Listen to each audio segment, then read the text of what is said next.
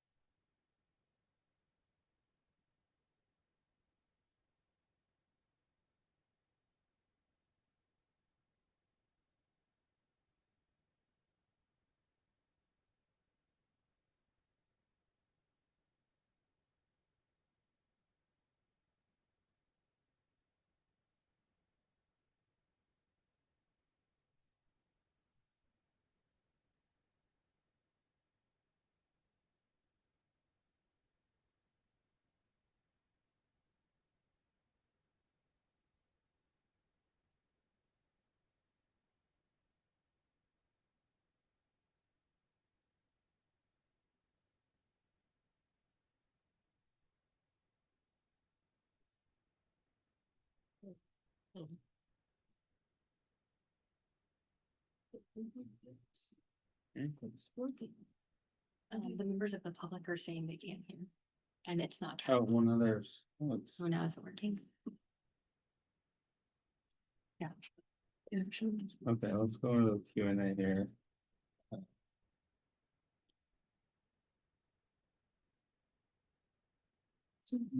You did.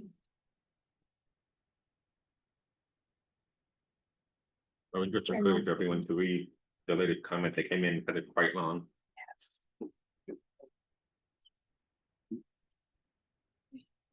Is there comments there? Have a comment? I don't know if they have more. I'm still reading. Almost done. Can you say something? Um, Is the happy working on that? Yes, it is, right. Okay, so it looks like the audio is working. sure. Okay, there we go. And it says it, and now it says it's working. Okay. Okay. If you got a copy of it. Hi. The Kendall is still wanting to provide public comment. No, I suspect they were probably just trying to let us know that we couldn't hear. We wanna remove. So it sounds like we don't have any further comments from the chat and we just received a written form of comment related to the Santa Rosa project that's been circulated just now to the board. Did come in at 5:30. Okay, great, thank you. I think we're ready to move on. Yes, okay, wonderful. So, we are now closing the public comment. Thank you all for your patience. And we'll proceed to our next agenda item, which is the consent calendar, where we have a couple items today.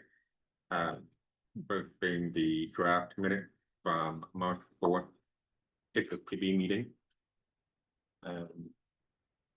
Do I have any discussion on those minutes? Okay, I may have a motion to approve the minutes of March 4th, 2025. I have to recuse myself. From third minutes because I did not attend. Okay, thank you, Peter. Motion to approve. those? Motion. Great, we have a motion by Vice Chair Rose now. Do I have a second? I second. With that member here? Yes. Great, thank you. So we have a motion by Vice Chair Rose now and a second by member here to approve the minutes of March 4th, 2025. All in favor, please say aye. Aye. Motion carries 7-0. And then we have a second set of minutes from our special meeting on April 23rd, 2025. Any discussion on those minutes? Yes, it says it's a regular meeting, but it's a special meeting. Should be noted in the minutes. Okay. Great, Jeff will take note of that. Any questions or comments on that? Okay, great. May I have a motion to approve the minutes of the special meeting on April 23rd, 2025. I move. Okay, member here has made a motion to approve. Do I have a second? Member Rose now has seconded that. All in favor, please say aye. Aye. Aye, motion carries 7-0. 6-0. All minutes are approved. 6-0. All right. 6-0. Motion carried 6-0 with one reduced. Oh, my apologies. Thank you. Does anyone wish to provide further comments or pull any items on the consent calendar? No, okay. May I have a motion to approve the items on the consent calendar? I make motion to approve. Okay, and a second. I second. Thank you. All right, all in favor, please say aye. Aye. Aye, motion carries unanimously. All right, item 2 on the agenda, public hearing, we have none. So we'll be moving on to item 3, unfinished business, in which we have none. So that takes us to item 4, which is new business.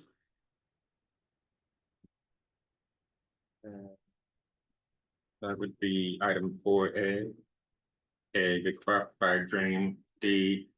McNamara for approval of a major alteration to a Class 3 site located at 245 North Civil Road and the associated review for potential redesignation of a class 3 site to a class 1 or 2 historic resource. Case number H Dummer 2025-0002. May we please have a staff report? Yes.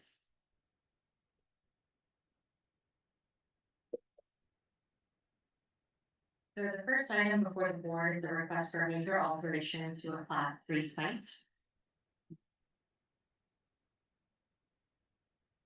So this single family home is located in the Sunmore neighborhood. It's identified as a class 3 site or potential contributor to the potential historic district. The home was constructed in 1958 by the Alexander Construction Company, and the design of the home is attributed to Palmer Appraisal.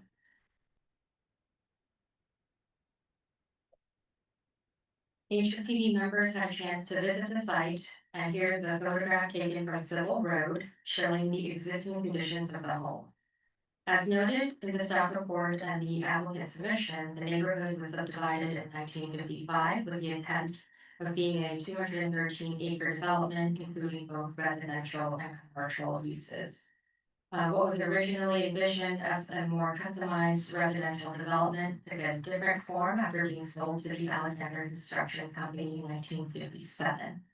The home on Civil is a modest-sized home with a flat roof, carport, deep overhangs with exposed rafters, and a supposed to be for construction.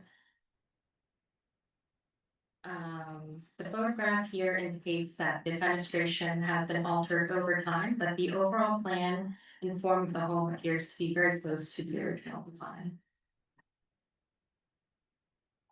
So the proposed changes to the existing home triggered major alteration, which requires the site to be evaluated under the preservation criteria for historic designation. The home as it stands today maintains its identity as a home that reflects the era in which it was built, and does have a connection to a well-known builder and architect, but does not rise to the level of historic significance that would be deemed exceptional or distinctive.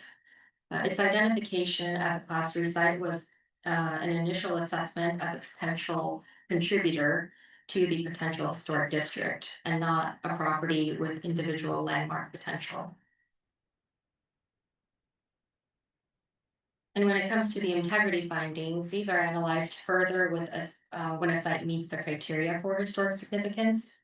Although the home remains largely unchanged, staff does not believe it qualifies to be designated as a landmark on its own merit. When it comes to the available decisions for HSPB regarding this review, HSPB may stay the project to prevent it from moving forward to making findings that the site does possess historic significance and qualifies for reclassification. That stay would be for 120 days to initiate a historic resources report and process an application for historic designation.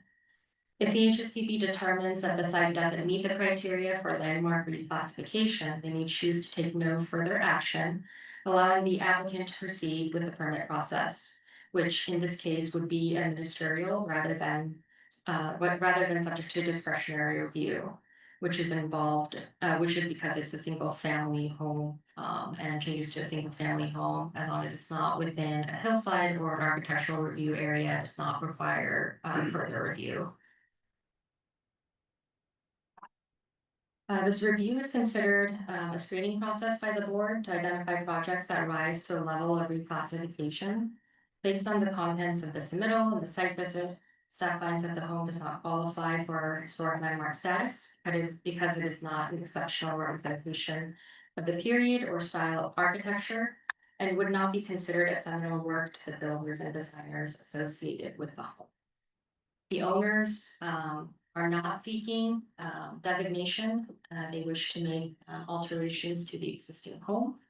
And staff recommends that HSPB take no action to allow the owners to move forward with it. HSPB has questions regarding the staff report or findings. Great, thank you for that. Do we have any questions for staff at this time? No. Thank you. I'll repeat myself. Do we have any questions for staff? Yes, staff.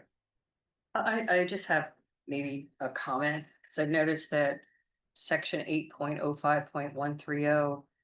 You know, warrants redesignation for a class 1 or 2 historic resource, but the staff report only evaluates it for a class 1.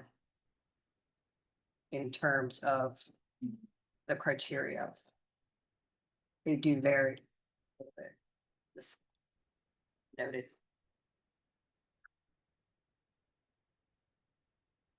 Okay, thank you, Member Hampton. Anyone else?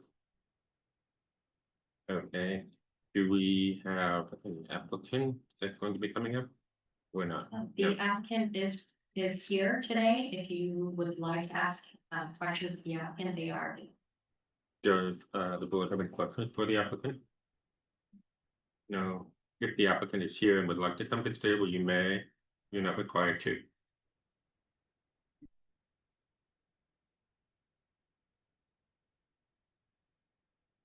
Good evening, please state your name first.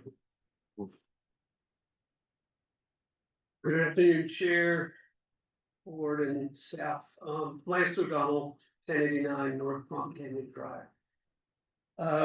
I just wanted to say a couple of things. One is that really appreciate the staff report.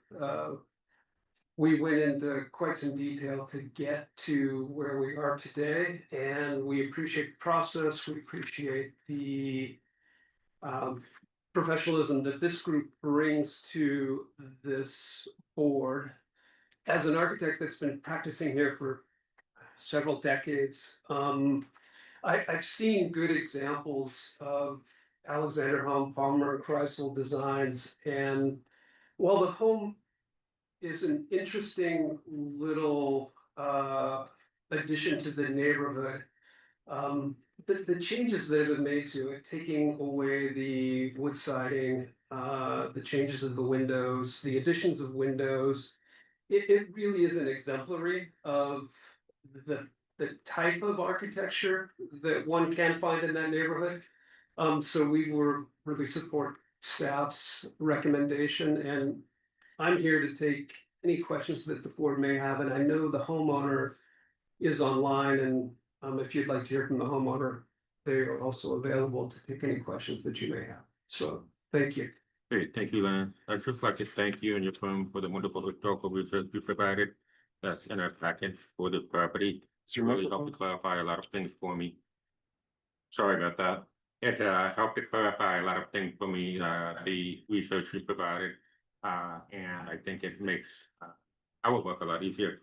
So thank you for that. Any other questions for the applicant? Comment? Okay, great. So I will look to start with some direction on this as we move forward. Are we going to be voting to approve the project as presented? So would you like to have discussion and deliberation prior to? Okay, I thought that's what I was asking for, but no one said anything. All right, let's go ahead. Do I have any comments? Go ahead. Do Move. you think that if it was evaluated under class 2 criteria would make a difference in this case? No. I don't. I just noted that technically, yeah, that's why I didn't pursue a discussion. I do not think it would have made a difference in this case. Under my shift back. I mean, perhaps like self-evident to us, but it's just another example of the problem, the same kind of issue that we've been seeing over and over again of how do we evaluate homes that are not individually eligible, but are contributing resources and protecting their status as contributing resources, and therefore the status of the neighborhood as a potentially historic district in the future. Yeah, that's it. But we know that. I have Member Hampton. some additional comments on that under staff comment, I mean, board comments. Yeah. Anyone else? Together that. Okay, I would just like to say, even though we lament the loss of historic fabric in neighborhoods like Funmore, this particular property has already undergone so many changes that have affected the original elevation. And I actually feel in this case that O2 is going to make the house look better than it currently appears. Given that it's not eligible for higher reclassification, I applaud their design and their careful sensitivity to this remodel. And I would dare to say that I think Pullman Marshall would even applaud the design that they presented. That's just my own personal opinion. All right, so I believe that if there's no further discussion, it would be time to make a motion. So I'll be looking to someone for motion, by Chair vote now. I'll move to take the staff recommendation and approve the project as proposed. Okay, wonderful. Do I have a second? I have a question on that. Is that actually our motion? Or isn't the recommendation to take no action? So Okay. I revise it to take no action and allow the project to proceed. Great. So the motion is to follow the staff recommendation to approve the project as presented and to take no action. Do I have a second? I have a question again, sorry. We're not actually approving this project, so I don't think we should include that. We're allowing the processing of permits for the proposed alteration. Okay, thank you. I appreciate that clarification. That's very true. All right, so the motion is to take no action. Do I have a second? I second. Was that member Harris? Yes. Okay, I second. thank you so much. Thank you all for bearing with us. So we have a motion on the table by Trevor now to take no action and a second by member Harris. Any further discussion? Okay, seeing none, I'll call for the vote. All in favor, please say aye. Aye. Motion carries unanimously. Wonderful. Congratulations. All right. So, moving along. I think we're a little disjointed, given a rough start here today. But our next item is item 4B, which was a request by Santa Rosa PF LLC for approval of certificate of appropriateness for alteration to the Avery Field Cabin, a Class 1 landmark historic site. Located at the western terminus of Santa Rosa Drive, ACANJ 2025-0001. Maybe please have a staff report. The next application for review is a certificate of appropriateness, requesting changes to the site that has a class 1 landmark status. The HSPB case number 114 is the Avery Field Cabin ruins located at the terminus of Santa Rosa Drive.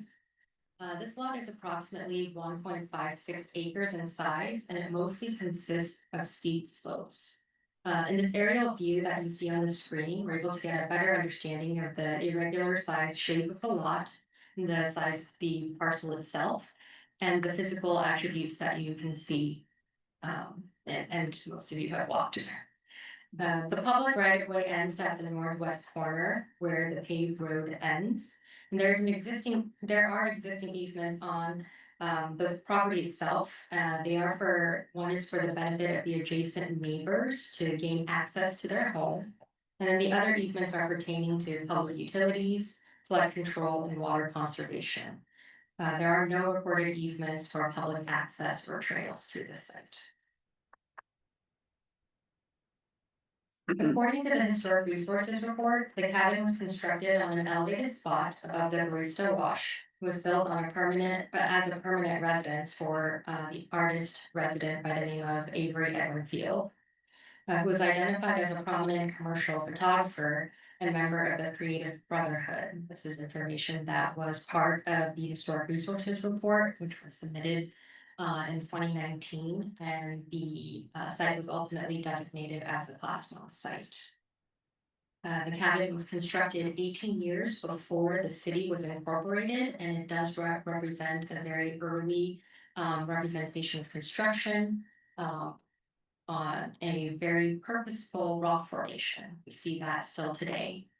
In 2019, city council designated the site class 1. And it was explicitly described to exist in its current state as a ruin. The designation resolution clearly identifies the character defining features of the site. The rock fireplace, the rock and poured concrete knee wall that surrounds the base of the cabin ruin, a concrete wall, and the stone steps that lead up to the base of the cabin itself. The historic photo on the left shows the cabin in its livable form in 1922. And the photo on the right is its current position and condition today as of.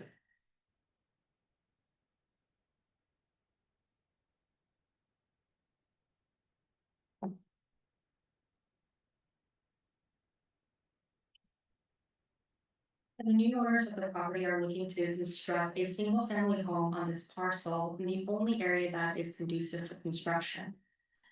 The footprint of the new building and the site improvements have been pulled back and situated in a location that mitigates physical impact to the historic resource. And during construction, the historic ruin is to be protected and monitored for any substantial damage that may occur.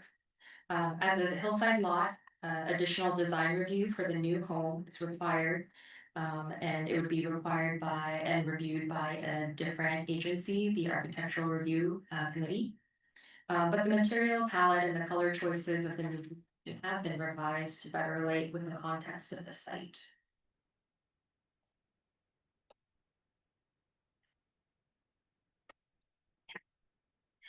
As the only historic ruin on our local inventory, the criteria used to evaluate the project may not be the best fit. However, the location of the new construction is approximately 65 feet away from the historic resource and does not impact the identified character defining features of the ruin. Additionally, precautions are to be taken during the construction on the site. There was an engineer letter that was provided as part of the application, verifying the protection of the historic resource. No alterations are proposed to the historic resource itself. The applicant will need to continue maintaining and preserving the resource as a ruin in accordance to the resolution for its designation. Another thing to call out here is that the original analysis of the designation called the surrounding site around the resource to be character defining, but the area or the land beyond the resource was identified as non-contributing. The requirements for the new addition on the site is to be consistent with the mass and proportions of the existing buildings. In this case, it's a ruin, and so not directly applicable, but the choices again for the materials and colors are an attempt to maintain a level of relatability to the surrounding context. Additional design review again will be conducted by the Architectural Review Committee, and this is because this location is a hillside lot. No, and then lastly, no federal funds are being utilized for this proposal.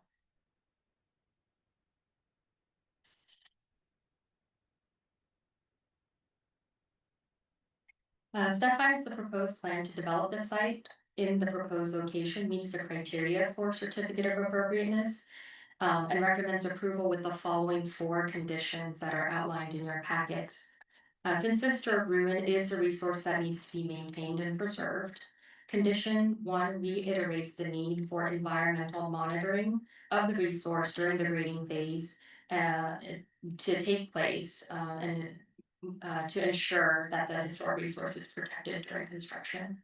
2 is to provide a long-term maintenance plan for the preservation of the historic resource. That will be the responsibility of the owners to follow up on. And then 3, the resource to be, to complete the necessary preservation and conservation treatments of the existing ruin prior to the start of any work on the site in accordance with the approved maintenance plan.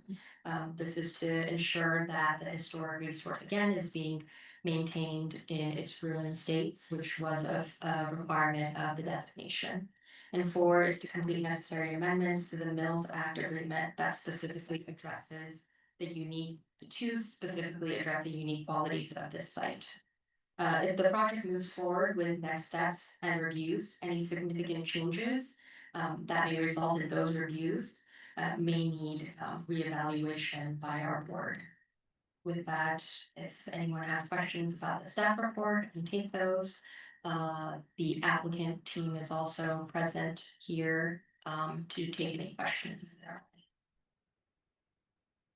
Thank you, Doc. Does anyone have questions for Farah? Member Head. I need some clarification, please. My understanding is that the class 1 designation is that very small site that we saw, basically the concrete pad, the walls around it, the steps leading up to it.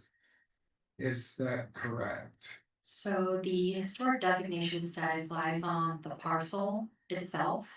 The area where the ruins are, and the surrounding, kind of footprint of that was what was identified as the character defining features of the resource. So the designation lies with the parcel, but the identified features are around the ruins.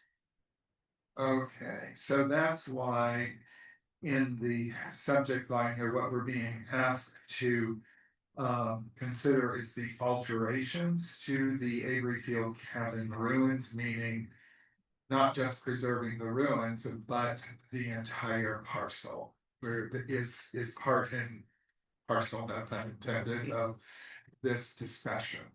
So it would relate to kind of the new construction of relatability to or impact to the resources.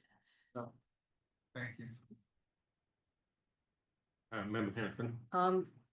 So just to follow up on that, can you also, just for us, and I think even for listening people, clarify that our purview then is really restricted to the impacts of the project to the designated historic resource? And so that the letters that we received are not particularly germane to our purview? I mean, this one was, pretty lengthy to read quickly. Cause I know there was, a comment about, I don't know if this is for discussion, but I think. This one is about putting an easement in or something, and I don't know if that's even true, but.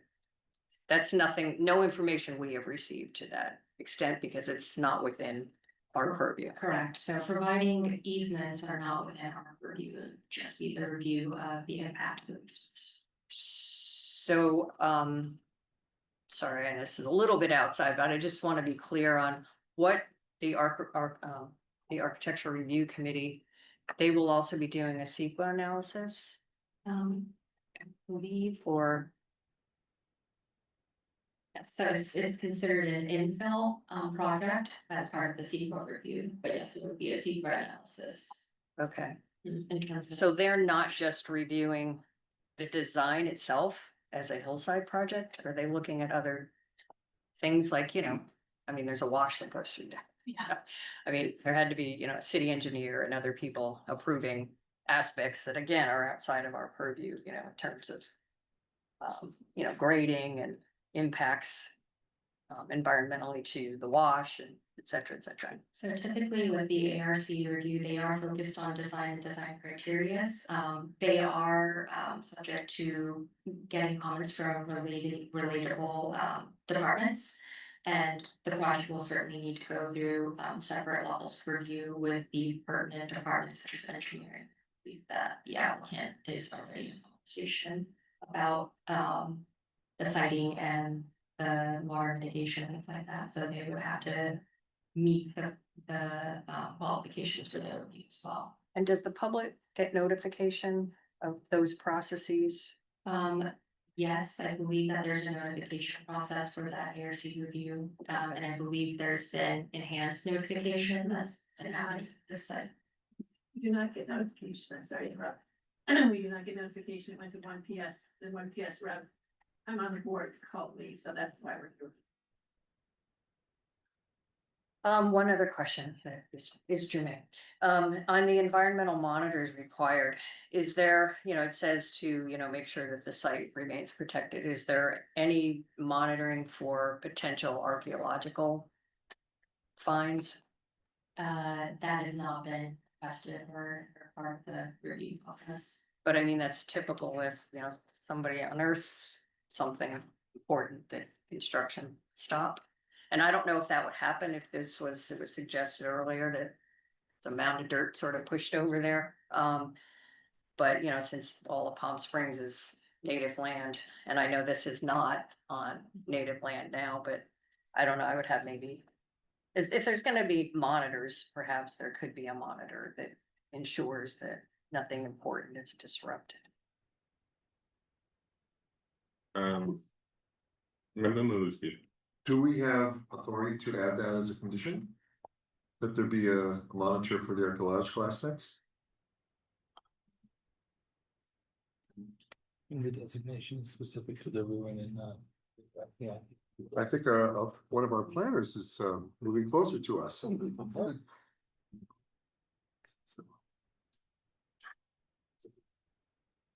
Okay, so. Can he, Yes. sit in a chair? Talk to us? Thank you. Hello, Glenn Malacker, Associate Planner, I'm the project planner besides Sarah doing the historic preservation review. So in the grading permit process and engineering, there are monitors and there are water management plans, hydrology, soil reports, all that is reviewed by the engineering department. But when you say monitors, are they specifically archaeological monitors? I have to look at the conditions of approval, but that could be something that we would add as a condition of approval. We use them quite regularly. That's not uncommon to have a condition that, you know, if something is unearthed or found, that they would stop any kind of grading and call, usually it's coordinated through Caliente Tribe, they have a monitor. Okay, But this wouldn't be Agua Caliente, this would be something related to the pioneers of the 1920s era. yeah, there could be even or associated with the Avery Field That's what- stone. in it Right, that's what I'm itself. thinking, Yeah. not so much. It could be So- either or. I mean, if there's an archaeologist that isn't necessarily a tribal archaeologist, they would be able to identify both kinds of. Yeah. Correct. Yeah, yeah, like a historic So archaeology. could we not prehistoric. suggest that for review or however the, Right, so Sarah included 4 conditions, there you could always add more, okay, is that correct, Sarah? as in it could be an actual certified architect or archaeologist. Yes, that's, we have done that on multiple projects. Okay, great, thank you. I think, yeah, we could just add that to condition 1, because you had some, you know, to look at this, the site itself and the chain, but also to also include any potential archaeological findings. Of any kind. Right, so when the project goes to ARC, they'll look at the massing, the colors, the site plan, and then there's a set of conditions that engineering and the fire department attach. So there are conditions that we can add as HSPP, because yours will roll into those. Okay, any further questions from Mr. Michael? Yes. Member, We, in the first condition of the environmental monitors, we seem to be concerned about the current state and maintaining that current state, but given what we've heard earlier about water in this area and changing the grading and adding a large structure, who's to say what happens with water in the future and whether or not something that hasn't been impacted by that kind of water flow up to this point might not be. Where do we get any kind of monitoring post project finishing? Would you want to go back to the slide of the arrow? Right. So you can see where the wash is, that's the sandy area. And the house is situated higher than that, so that when the water comes down, and I'm not a water engineer. We have staff in engineering that reviews all of this and an outside plan checker. So they will make sure that the wash is maintained in this state and can handle the flows that come off of the hill. So you're concerned about if it will, if it will affect the I- ruins? Yeah, I'm sort of concerned about Mother Nature. I do live next to the Whitewater River and I've seen what happens there and how it's not controlled or barely controlled, given the nature of whatever precipitation we're getting. And we visited that site, so I'm looking at that and thinking there really aren't any controls around there, and it just depends on what happens. And when you make changes to the topography, it stands to reason that that's going to impact the flow of water in the future differently than it's been impacted in the past with current topography. I get it Yeah, Member Hanson. Yeah, I'm just thinking of, this is a discretionary project. And I'm just was wondering where those discretionary reviews for things like flood control, do they happen internally with staff? Yes, I mean, there there is, has to be a CEQA compliant for the well, the project. CEQA is category exempt because it's an infill project. So it's less than 5 acres. Does not have environmental impacts that would require an MND mitigated negative declaration or a negative declaration. So we've used CAT exempts in infill lots before. So back to, the engineering department has a plan checker that reviews these plans. They have modeling, they have all kinds of appendices and different technical documents that they use. The applicant is here and he may be able to explain it, how the water will flow better than I can at this point. I just have a final question on the environmental. So the only discretionary actions, the project in of itself is ministerial, but the discretionary actions are us. Because we're reviewing impacts to this as a historical resource and design review, correct? Member Hitchcock. I have two sort of follow-up questions about that. So I'm looking at the class 32, the infill development project CEQA standards. So it's already been determined, just clarifying, it's already been determined by staff that the site the approval wouldn't significantly affect water quality or water. Well, it has not been gone to the architectural review committee, so the exact category exemption has not been determined yet. Okay. But that normally is what we would use as an infill lot. Okay, and then follow-up question about the note in the staff report that it's categorically exempt also as a class 31 historic resource restoration or rehabilitation. And I want to clarify my understanding of how this works. So the scope of work currently is considered a project according to CEQA. Therefore, the CEQA requires compliance with the Secretary of Interior standards. And if it does comply with the Secretary of Interior standards, then it's a class 31, again, it can be a class 31 exemption, categorical exemption. Okay, I don't know if this would be the appropriate time to ask this, but I am wondering about staff's reasoning of how this doesn't significantly impact the integrity of the setting or of the resource. So in terms of the findings for significant impacts to the integrity of the surrounding setting, when this site was originally designated as a class 1 site, setting was addressed as being altered. And so that doesn't further preclude or change the setting as it relates to its historic designation status. On the original resolution now, it says that, just again, clarifying that it doesn't, in my interpretation of this, it was that it has been compromised, but the rocky site immediately surrounding the ruins Right, and that's just that area remains intact with good integrity, and we're just talking about that the rest of the landscape has been impaired. That's it. And again, we're evaluating it based off of how it was designated, and so yes, the surrounding.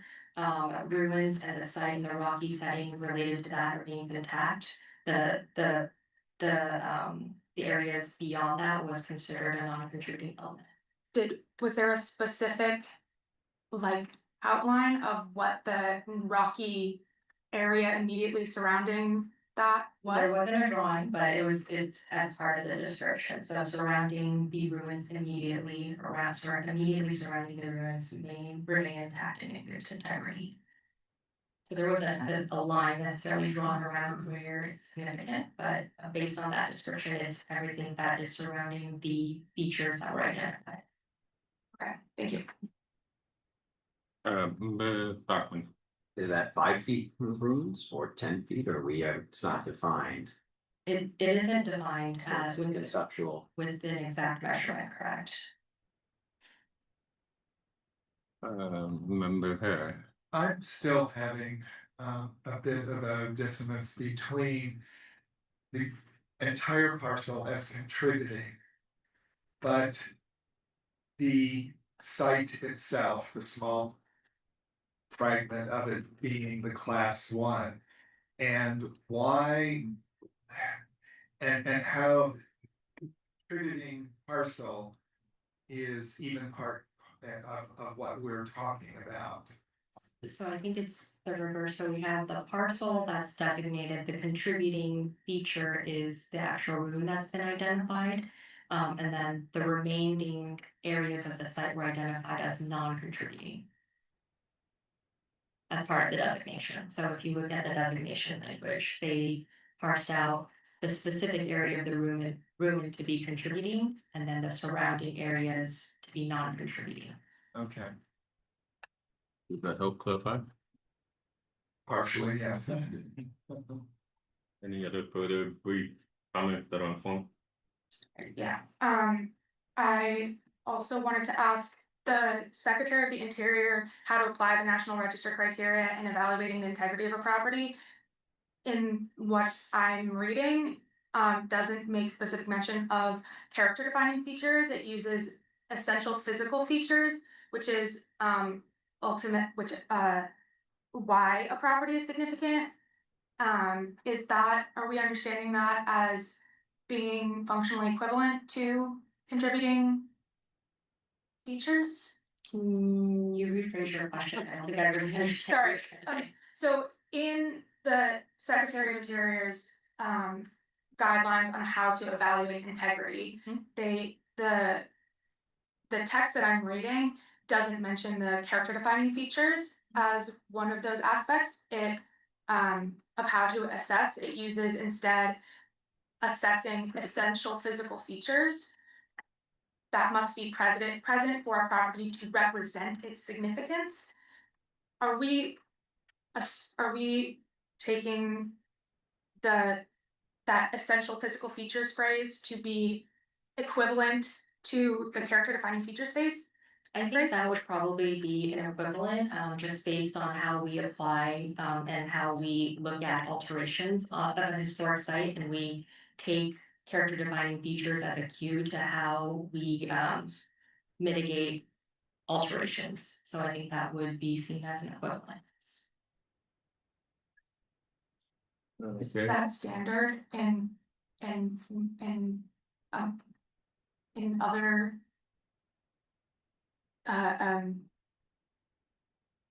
Jurisdictions. thank you, Ben.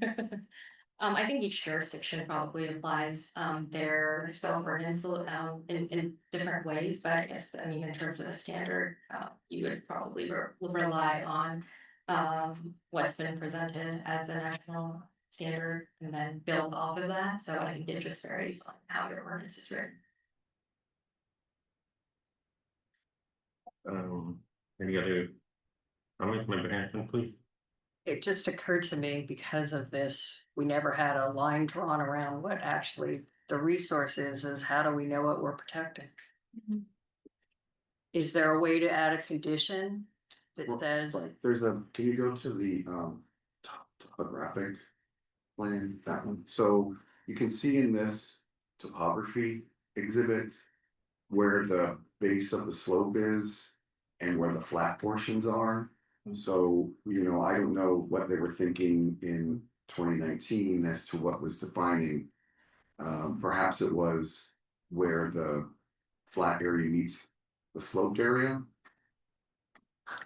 Do you want to point that out? Oh, yeah, somewhere? we're not experts on reading there. right here. Yeah. The closer the lines, the steeper the slope. So is it the more prominent of the dashes? Yes. Oh, I see. Sorry about the topography, yeah. I would actually like to see a condition added that says that. And maybe we could leave this up to staff, but an actual boundary needs to be defined as part of this project approval. For where. The contributing portion of this site ends and the non-contributing portion of the site begins. I think it should have been done as part of the operation. Yeah. And so a pretty clear definition of the space, because even as it was just described, the stairs are the stairs a part of the historic, and that's Yeah. outside the boundary that was just discussed, so it's the ambiguity is Right. disconcerting. And then going off of that, the stairs end here on the topographical map, and then is this sort of gradation into like out of the like the rockiest section. The fencing and the wall, like the wall abuts that almost immediately, where if we're gonna take this more generous interpretation of the rocky setting, that would be like literally right on it. Okay, Thanks, I have another, but then I have a question. then we would be.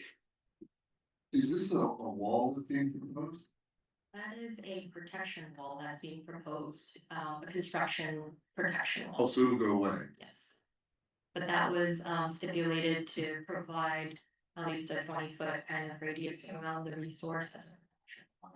So is this curve the wall that will ultimately be permanent? Yeah, even that construction wall, it's. I mean, Someone selected the position of the construction wall as a means of protecting it, it seems like a logical. Analysis that should define at the very least. yeah, I feel Something that goes with the historical site. I feel really strongly that a condition should be added. I agree. I concur with that.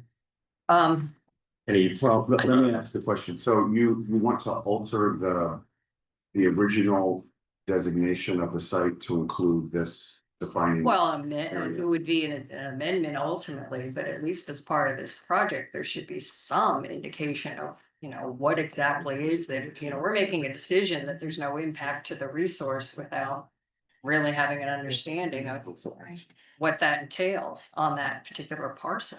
Well, then at some point, if something does happen, it then is very subjective as to whether or not it affects the historic resource.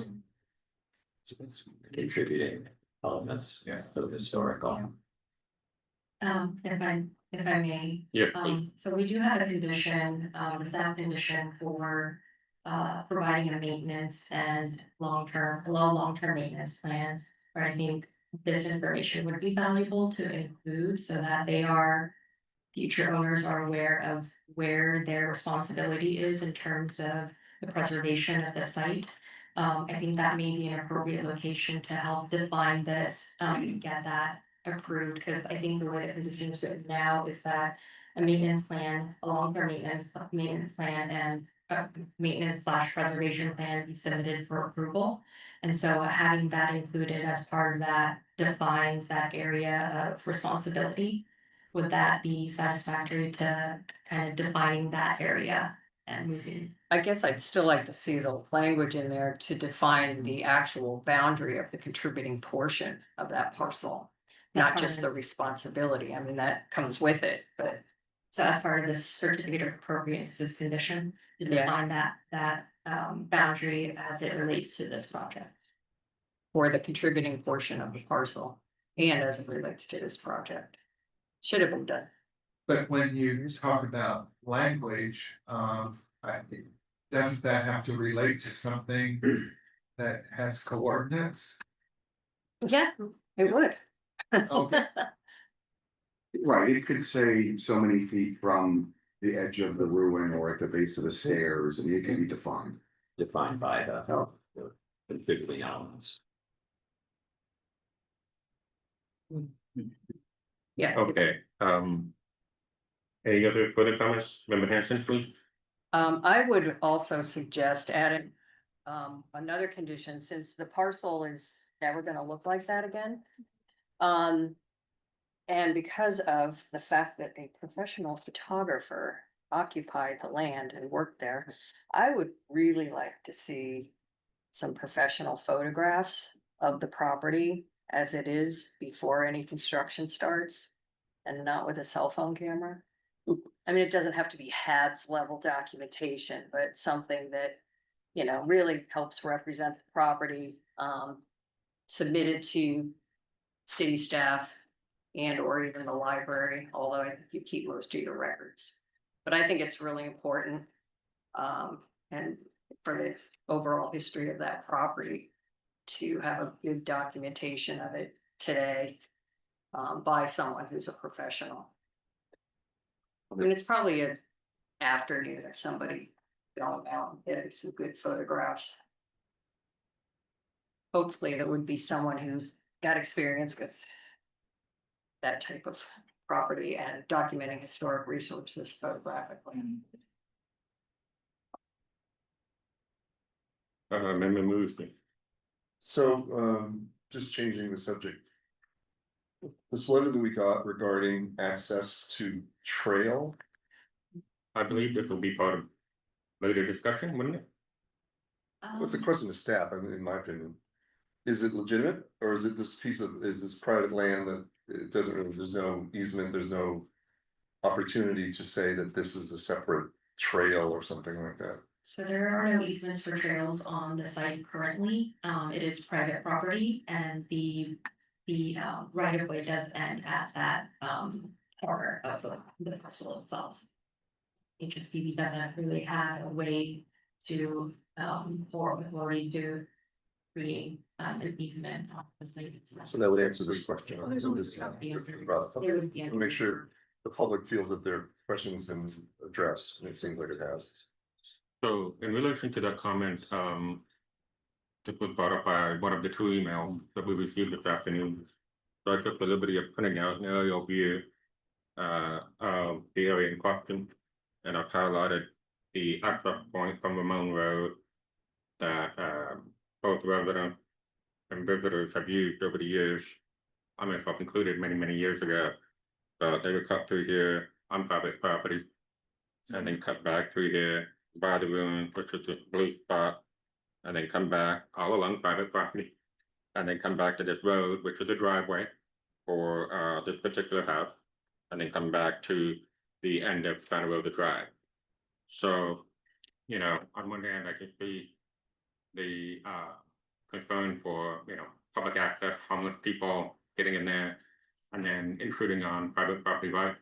But on the other hand, you know, the part of the success of any city is livability, it's walkability, it's access to nature, hiking trails, all that stuff.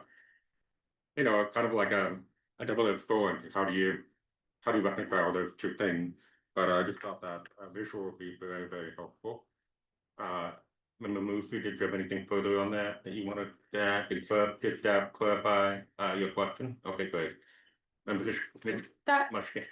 is that within our jurisdiction though? Like the decision on that isn't within our jurisdiction, whether or not it should be an easement there should be an easement for a trail. Yeah, we're just addressing it because someone sent us letters, so I think it's important to answer their concern here in the public forum.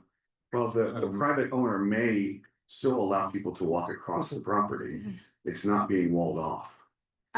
Right. So The house, around the house it is in the pool, but not down in the wash area. Okay. But just to clarify, it is private property. Yes. They have every right to contain their private property. And again, HSPB does not have the authority or ability to create easements on the site. And trails are a different thing. Trails actually require review and approval process through and that involve engineering. So that all of that is certainly out of our review, but again, it is private property. There are no existing easements for trails on this site currently.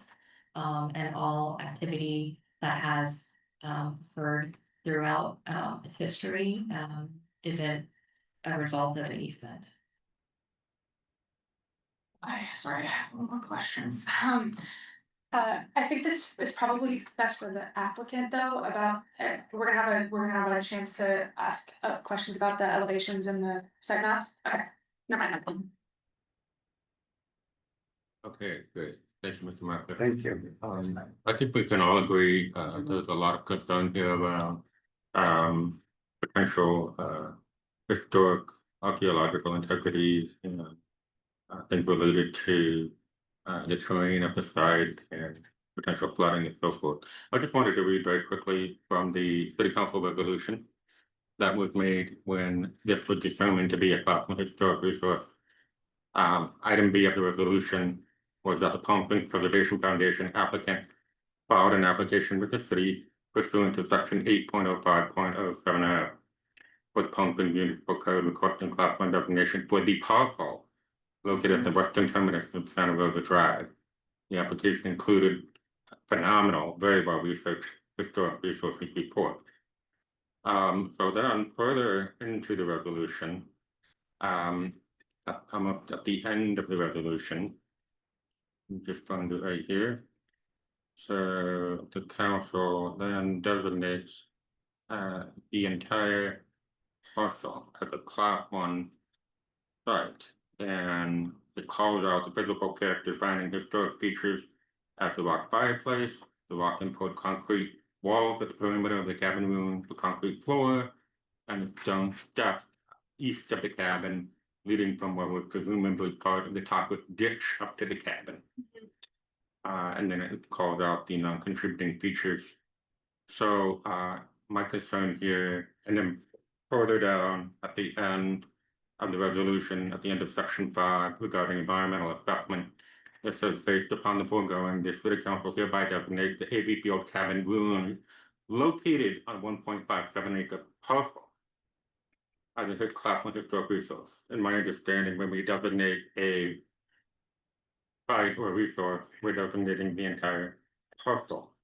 And they talked about they're designating the ruin, but they're also talking about the ruins on the 1.57 acre parcel. So this, I think, is where it gets muddy. Staff has given me instruction that it's just the ruins that are designated, but this resolution, this official city council resolution, doesn't really make that 100% crystal clear. And if you go back to what Preservation Foundation asked for, and it doesn't sound like council disagreed or refuted it, they were very clear. They said all of the evidence presented in connection with hearing on the project, including but not limited to the staff report and all written and oral testimony presented, and based upon its findings, voted to recommend that the city council designate the AV Field Cabin Ruins as a Class 1 historic resource, with the condition that the property owner protect and maintain the ruin in its present state, and that the appropriate intervention and ongoing maintenance be required to both stabilize the resource in its present state. As of 2019, that's 6 years ago. We've since had Hurricane Hillary and other damaging factors, and protect it from vandalism, looting, graffiti, and other man-made damage. Those things were not prevented. Homeless people have desecrated the site continuously over the last 5 years, and that it not be reconstructed nor allowed to further decay. So I'm bringing all this up and reading all this to you because it's all about the setting. And if this project is allowed to move forward, it completely ruined the entire setting. The setting is gone. And you know, you have to think back to not only the tribe being here and it being part of the ancestral home of the Ugly Valiente Band of Korean Indian, they used to, live on the rock before there was any white man here. Then John McCallum came in as the first white settler off the land, and that was part of his 1,000-acre McCallum Ranch. That in and of itself is mind-blowing, awesome, historical, significance. And then we have A.B. Field and, his brotherhood, Carl Lytle, Stephen Willard, who were the first to document the desert and to document something and bring it to the public's attention. So I'm really believing here that, this is a setting that needs to be extremely protected. Now, I know that property went on the market and it's sold and it's now private property, it's owned by somebody, but that doesn't discount if it's of significance in any way, shape, or form, nor does it diminish the fact that it's a Class 1 historic site and that many, many people, including our former Historic Site Preservation Board, went to great pains and a lot of research. The research went on for several years to finally come up with a nomination for this resource and to get it designated. It was a big deal in 2019 to get this designated as a ruin, the first and only ruin of its kind to be designated in a city, even though we've had a historic site preservation program for 44 years. There are many other ruins that should have been designated, but were not. And being that this was the only one, I think we have to look really deep and really hard at whether we take no action or not and allow this setting to be forever changed. And that's my comment on that. Anyone else? Peter. From my comment on the planning commission, this would be a question of the city attorney. Because it seems like there's a dispute between what constitutes the resource. And I don't think we can answer that. I don't think you can answer that, correct? Well, I think Well, we you need, can have your own interpretation, but I don't think it's necessarily what we agree with. I think it's not my interpretation, I'm just reading the city council ordinance. And if you look at the analysis, it talks about the setting. And the setting that was identified for the historic designation. It reads encroaching in development has altered the physical and natural setting in which the field cabin is located. Although the rocky site immediately surrounding the ruins remains intact and with good integrity, the integrity of the setting has been impaired by contemporary development nearby. So that was the finding for the setting. If you move down further, related to, again, what was identified as contributing features, they did go into detail identifying the historic features of the ruins. The rock fireplace, the board and concrete wall, the concrete floor and the steps. And then they go on to identify that the remainder of the site is not contributing. And then when it goes into section 4 of the conditions for the designation, it goes into identifying that the owner's responsibility is to maintain the ruin in its present state, specifically as it was identified. Again, with the contributing and the character defining features. Traditionally, when we look at these, we focus on the character defining features, historic sites, per our criteria. So we have 4 criteria for alterations. We are evaluating the project off of that criteria to see if it meets those criteria. So again, I think we need to look back at their criteria, and look at kind of the defining nature of this particular ordinance. It is, or sorry, resolution. I think there was an intent to hone in and identify what was the important piece of this designation. So I think we're reading the resolution as is. On reading the resolution as is, I do want to note in those, and I want to ask about the language that was specifically used in the resolution, because the analysis that of setting and of feeling, they specifically use the language impaired, the word impaired, whereas in the other like it's such as in design right above, it says integrity of design is not present. But in setting and feeling, it's saying impaired. So not present, but just affected, impacted. Whereas in the other in the other one where they don't, it was, doesn't, there's no integrity of design. It's not as clear. It doesn't say there is no integrity, or the integrity of the setting is no longer present. It said it has been impaired by it, but not that it's not present at all. And same with the integrity of feeling. Are Yeah, you reading Representative. from the actual the resolution? Hmm. Because there's two settings. There's the setting of the site itself. And there's the setting around the parcel. And I think that's saying that the setting around the parcel has been impaired, because there are residential buildings, So I could too. not the parcel itself. So then the resolution doesn't have an evaluation of the integrity of the entire parcel included in it at all. It just says that the rocky site immediately surrounding the ruins is with good integrity, and the integrity that's not on the parcel at all is impaired. It doesn't actually have an evaluation of the rest of that parcel. Oh, you just said it's has good integrity.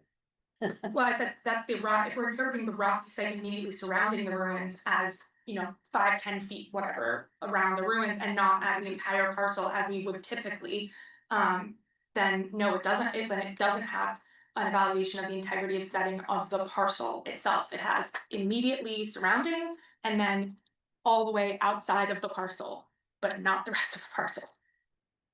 Okay, Member Hanson, I- and then I- we're gonna, I think that makes, from the start, from the designation, it made it problematic really, because the entire site is designated, and that's typically what you would do. The whole thing is one parcel, but they clearly made the section of it, the contributing with pieces of this specific elements, although they didn't give a boundary. And then the other was specifically identified as non-contributing.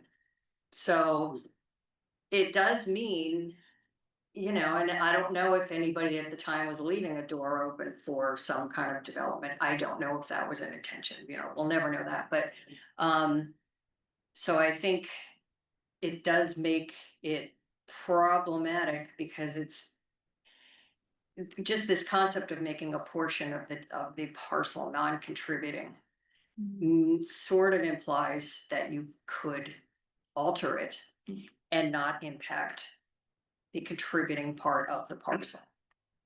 Yeah, it definitely makes it problematic, for sure, and that's sort of one of my previous question is that to me, reading the Secretary of Interior standards versus our local standards, or not local standards, but the assessment of integrity of the Secretary of Interior doesn't use contributing resources in the evaluation of integrity. It uses the whatever else it says, whatever phrase it uses. And so my interpretation, we have in the past have we considered without things that are contributing, that are specifically designated as contributing features, have we looked at the setting as the entire parcel, even if the entire parcel isn't technically identified as a contributing feature? Why do we identify entire parcels if we're not taking that into account when we're evaluating integrity? okay, I think that's more of We a need to wrap legal this up. question. Yeah. Right, that's Yeah. another legal question. Yeah, I do think that there have been precedent in the past where certain elements were identified as contributing, and we've gone to the practice of an entire parcel, the designation line within the parcel boundaries, as opposed to saying, one floor is designated or one, and so we have moved away from that. And so that parcel designation is consistent with all of our designations, and then we get to kind of get into the details by using this method of identifying contributing features versus non-contributing. And of course, that non-contributing is leading the way for future alterations or restorations, or identifying what's not original. And so that is the intent, because that's how we apply changes to a historic site, by looking at that list and seeing, what's important. And that's why we go to great lengths in identifying those when we review designation applications as well. We do that at this table and, you know, add in features that are important that need to be preserved and features that are non-contributing so that it's clear that those don't need to be preserved and there can be alterations and there's a little bit of flexibility. So I think looking into that structure of our designation applications, reading this 2019 resolution, it was very important to them to identify the historic features and also identify the non-contributing features. Member Lewis, yeah. So do we have it within our peer review to come to the conclusion that the construction of this dwelling will significantly and negatively impact the setting of the resource, therefore we do not approve? I mean, it does go through the analysis, I mean, again, we rely back on the criteria, right? We have the 4 criteria, and maybe we can put that up on the screen to analyze what we're reviewing it on. So, again, Can we stop here, please? I'm gonna request that we take a 3-minute recess for a quick bathroom break and a quick regroup, and then we can move forward with this criteria and then invite the applicant to the table. So 3-minute recess at this time. Thank you. Okay. You said one. Yeah, That's what we're definitely. saying, right? We have the. We have to say, think that this. Okay. Back up where we left off, and staff is now going to review the criterion with us. Oops, sorry.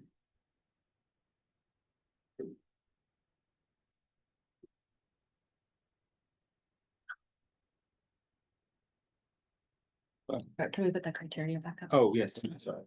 I can't believe that. One of those things where I heard it, but I didn't listen, I guess. Works for HRG. Oh.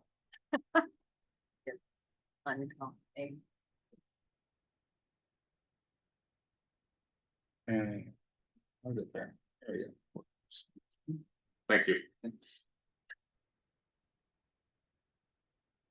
So I just asked for the criteria to be put back up on the screen. Again, I think it's important to note that class 1 designation does not mean a site is sterilized from any sort of, you know, development or changes. And that's why we have the criteria that helps us assess appropriate development. So I wanted to put that back up there, and then if there are any questions related to that. But I don't know if you all were done with staff questions or if you wanted to move forward with anything else. Does anyone have questions for staff, or would you like to review the criterion one by one before we proceed? Member Head? Sorry. I just wanted to know if anyone was taking note of those additions to recommendations that we kind of discussed loosely.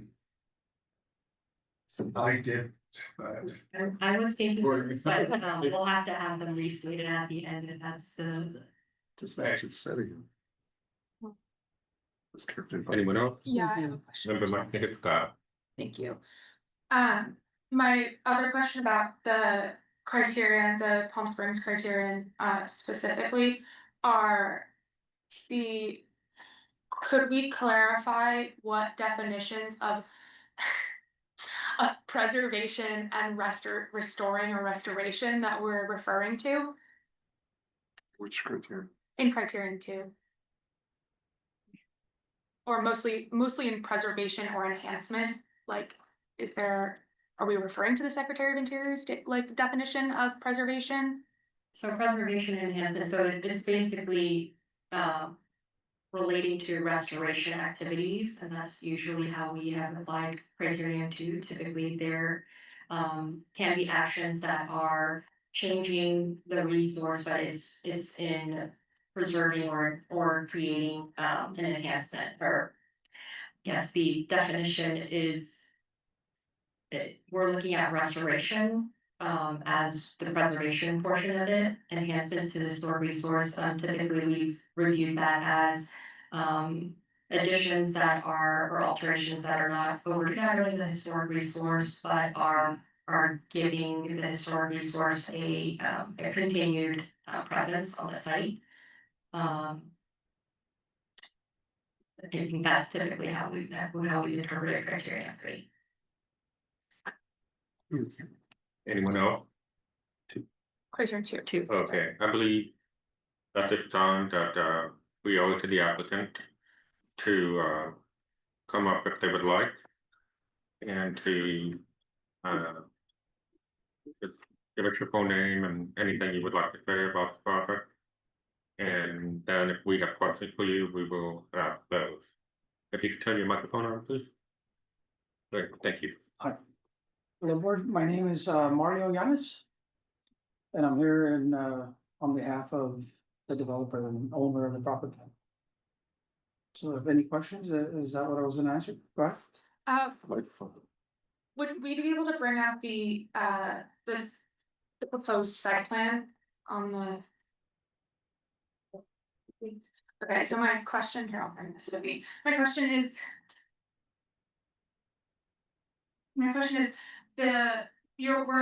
this is the boundary of the site, correct? Correct. This is not a wall. No, So the wall that restricts access to the property will be here is where I'm seeing it. Here? no, so that there, we are proposing a fence, so it's an open fence that you see kind of dotted, okay, let me see if I can show you on my angle here. These, yeah. See the line with dots? This here? That's, and it crosses over, this is a fence here in the bottom, the block wall is up in the top. You see like a line with dots? Yeah, this one, but I thought that was the proposed environmental orange plastic fence. There and then there. Only around the historical section would be the the construction fence. And that will be removed once the construction is complete. That is correct. Okay, so there is no gated entry, restricted entry to the historic. No, there is, Set. there is. There is. Yeah, if you look at the very front there, it Yeah. should say gate. We have, you see like a door, it looks like a doors, 2 doors? Yep. Those are the 2 gates. Yeah, So there will be a gate there restricting access. There's only an easement other than, power line and so forth.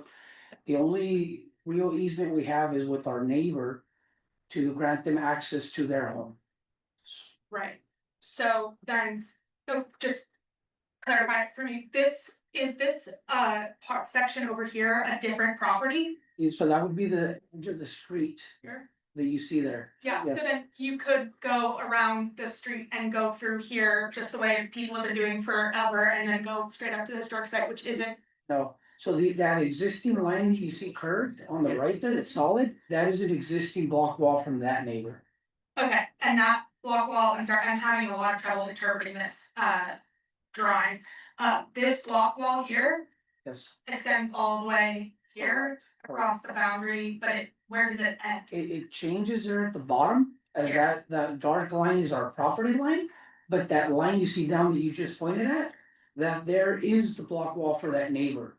Okay. So their it's- property is also unfenced, kind of you see it on our side. That section here, let me point at it. Yeah, This is our property line? Yeah. That's why you see the PL. Yep. But their block wall actually goes here. Yeah. So there's this section that looks like it's ours, but it's not, this is theirs. Their block wall goes here. yeah, but it doesn't, see, this helps, but it also doesn't show the other property. So, and then this is a, Sorry, oops, sorry, It might help to go to the aerial view. oh yeah, that might, Yeah. yeah. Okay, there it is. So then this, is there gonna be a block wall here also along this edge of the property line?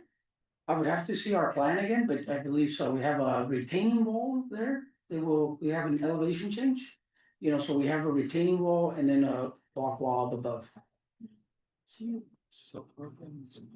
Is that? The renderings of all this in our packet, I mean. Yeah, but it goes up, it's not clear how it interacts with the neighboring structures. I mean. Is this all the stuff that you have that you can put on the screen for us? Yes, this is all that I have on the actual PowerPoint presentation. The rest of the information is active. I actually should say, where'd you see that? Oh, that's not true. So there'll still be public access to the ruins. No, There will be no way to see them. From the back. there's no public access there. It's a private property with no. Oh, it always no was. easement. It always was. It's just people. People have just been Okay. walking across the private Got property. it. So, but the ruins will still be accessible from the No. private, not accessible, but people use it anyway, trail going along here. So the reason why we are closing that section as well is we have had a lot of homeless issues there. I actually have some pictures of what they've done to the ruin. You know, they were destroying part of it. So as part of the preservation, part of our part, and to conserve it is to enclose it. But sorry, I didn't see an enclosure of that on the site map. I just saw the proposed construction fencing, which is going to be removed after the construction is completed. So that our fence is only at the very end of the. Okay, let me point at it here. We're graphics, I can. I know, Sam. We have a narrow point here. This is where we were fenced it off. And then we have a gate. Here, Okay, and this is all fenced, so it encloses us from the back. so then this is fencing here? No. No, that, the block walls are the neighbors. This is our property line. This dark line is deceiving, Right, because that's our property line. But it's already fenced off for block wall here. You know, so this access, you're saying, it's like top, I can, and then this is it the gets really topographic. narrow here. It gets really narrow, and this is so steep that you're saying that like people can't get This through is here. very steep, yes. And this section here is our neighbor with their block walls, you know, somewhere. But this is topographical, not block wall here. I think from the aerial, it'll be better. See there. So, Right, I'm talking about this section here. correct, that section there is our property line, but where it gets narrow here, there is a block wall from this neighbor in this section. So we will Okay. fence it off there. I see. Okay, thank you. When you say you're going to fence it off, what is the fencing material exactly, do you know? So we were thinking of wrought iron. It's an open wrought iron because we do have the water to allow to still come through, so we don't want nothing solid, just a wrought iron fence. Okay, so. It sounds like you're saying open metal fencing, which Correct. typically has openings like 4 this. inches, yes. Yeah, and that can easily be pulled apart, No, which people who determine will do that. Wrought iron cannot be moved, so it's just a simple metal fencing. Vertical, that won't stop anyone from getting in who really wants to get in, so the historic resource, the ruin would still be vulnerable. Unless there was an actual block wall, or some kind of a solid wall or fence. That was high enough, and solid enough to keep people out. The resource would still be vulnerable, it would still be subject to trespassing and so forth. I think my comment to that is, the balance between flood water coming through. You know, we can't restrict the flow. So, and we wouldn't be able to do anything more solid there, it has to stay open. I mean, there is a lot of flow going through there. And as of now, we are not changing that wash, there's nothing planned to change, it's staying basically as is. Any other questions for Mario? Okay. Do you have anything else to add? Only gonna answer you guys' question. Anything you would like to share on behalf of Temple Construction or anything else? If now is your opportunity. Yeah, sure. You know, we've been here for a very long time. We've developed other homes in the area. The monitors, you know, I know there was some concern and comments about that. We've had monitors on other sites right down the street. You know, which we've worked pretty good with the monitors, no problem. You know, just on the water part of it, we do have our engineer and, you know, Rick, the city engineer, they both kind of gone through the water and it came up in an earlier subject. You know, other than what you guys have discussed, I mean, I have nothing more to add, just any questions, that's it. Okay, great. Thank you, Mario. We appreciate your time for being here tonight, Thank you. for your patience. Okay, any further discussion at this time? Well, now we have opened it up. Exactly, so I'm asking, I will preface this by saying, as we move into final board member discussions and comments on this issue. That, as you all know, I was born and raised here.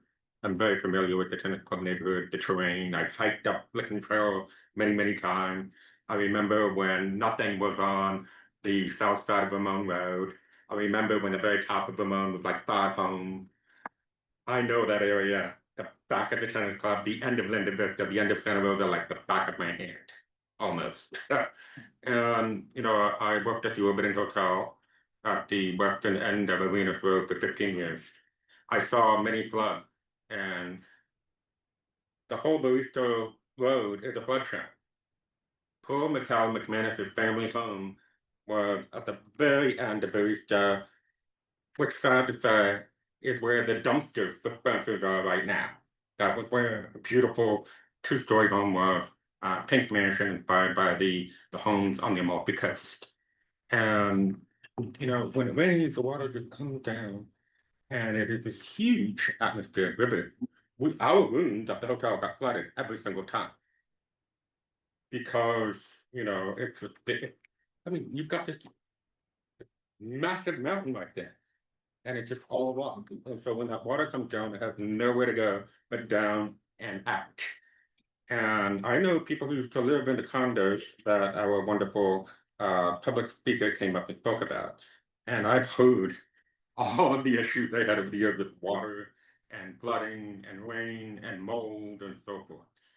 So it is a very real issue, and I think this site will be hugely impacted. And I know it was during Hurricane Hillary, as were many other parts of the desert. So water and flooding are a real concern. And I don't think it's fair. I think it's fair to say, I don't think that any real archaeological excavation has ever been done at this site. Which is a crying shame, given it. I mean, it is like the cornerstone, the point, the ground zero, the epicenter of the origin so anyone else would like to make some closing comment, please? Deliberation. Well, we're deliberating. Deliberation. Deliberation. Okay. That's what I mean, deliberation. Okay. Do you wanna go? Let's start over here. Vice Chair Rosenau, do you have anything to add? Yeah.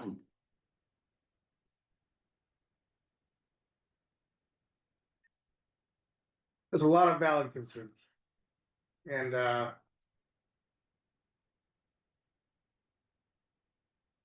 think going back to the question of where the border of the actual contributing aspect needs to be addressed. I understand the whole lot is beautiful, it's an empty lot, still pure nature basically, and. But it's difficult for us to decide whether or not any kind of construction is gonna ruin or affect water. In my opinion, affect water, you know, that's a different issue in a board of, you know, different the architectural board can take care of that. If we can't decide exactly what the circumference around that site is, then, you know, the discussion of the entire plan, is it too close, is it not too close? I think we actually need more information before we can even decide on this. You know, we haven't even addressed or even looked at with some of the above design of the plot, you know, and it goes up to a certain point, so how close is that going to affect the ruins themselves? Given the fact that the property owner does have rights to build on this piece of property. And you know. I think the question needs to be addressed first as to, you know, what circumference is around this, as to whether we can, you know, get to, you know, can this be built to 10 feet away from it, or is that be 20 feet away from it or whatever? Um. That's my thought. Thank you. Member Bachman. I completely agree with Eric. We haven't truly defined what the site is part of contributing. Elements, historical elements. The site is the site, but how far, how much? Is it just where it sits? Is it 10 feet, 20 feet, the whole site? That's what this whole argument is about. So we can't decide because it isn't defined. Get that defined before we make a decision. Great, thank you. Member Head. This is really problematic, because, while it purports to be unambiguous, we are dealing with some things here that are pretty, ambiguous. And I concur, going back to, Janet's first comment about, exactly why isn't it defined? And I just see all sorts of issues here that can come up, and so my assessment is that it needs to go back to the drawing board, and also take into consideration the addition of those recommendations that we discussed earlier. Thank you. Member Muchnick.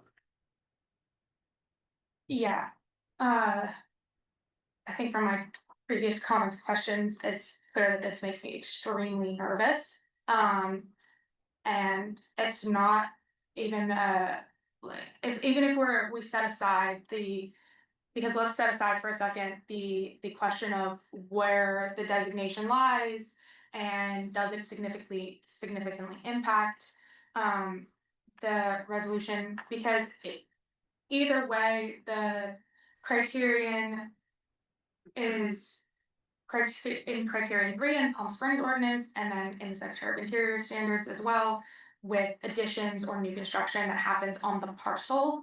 We're also looking at whether they're consistent with the massing proportions, materials, etc. And from my perspective, and that's why we're on the board, is to have our opinions and our perspective. It's not consistent with the massing proportions of the site. It's not complementary to the site, and it is overwhelming and dominates the site and the resource. So even if we set aside the ambiguity behind what the site the contributing factors actually are, I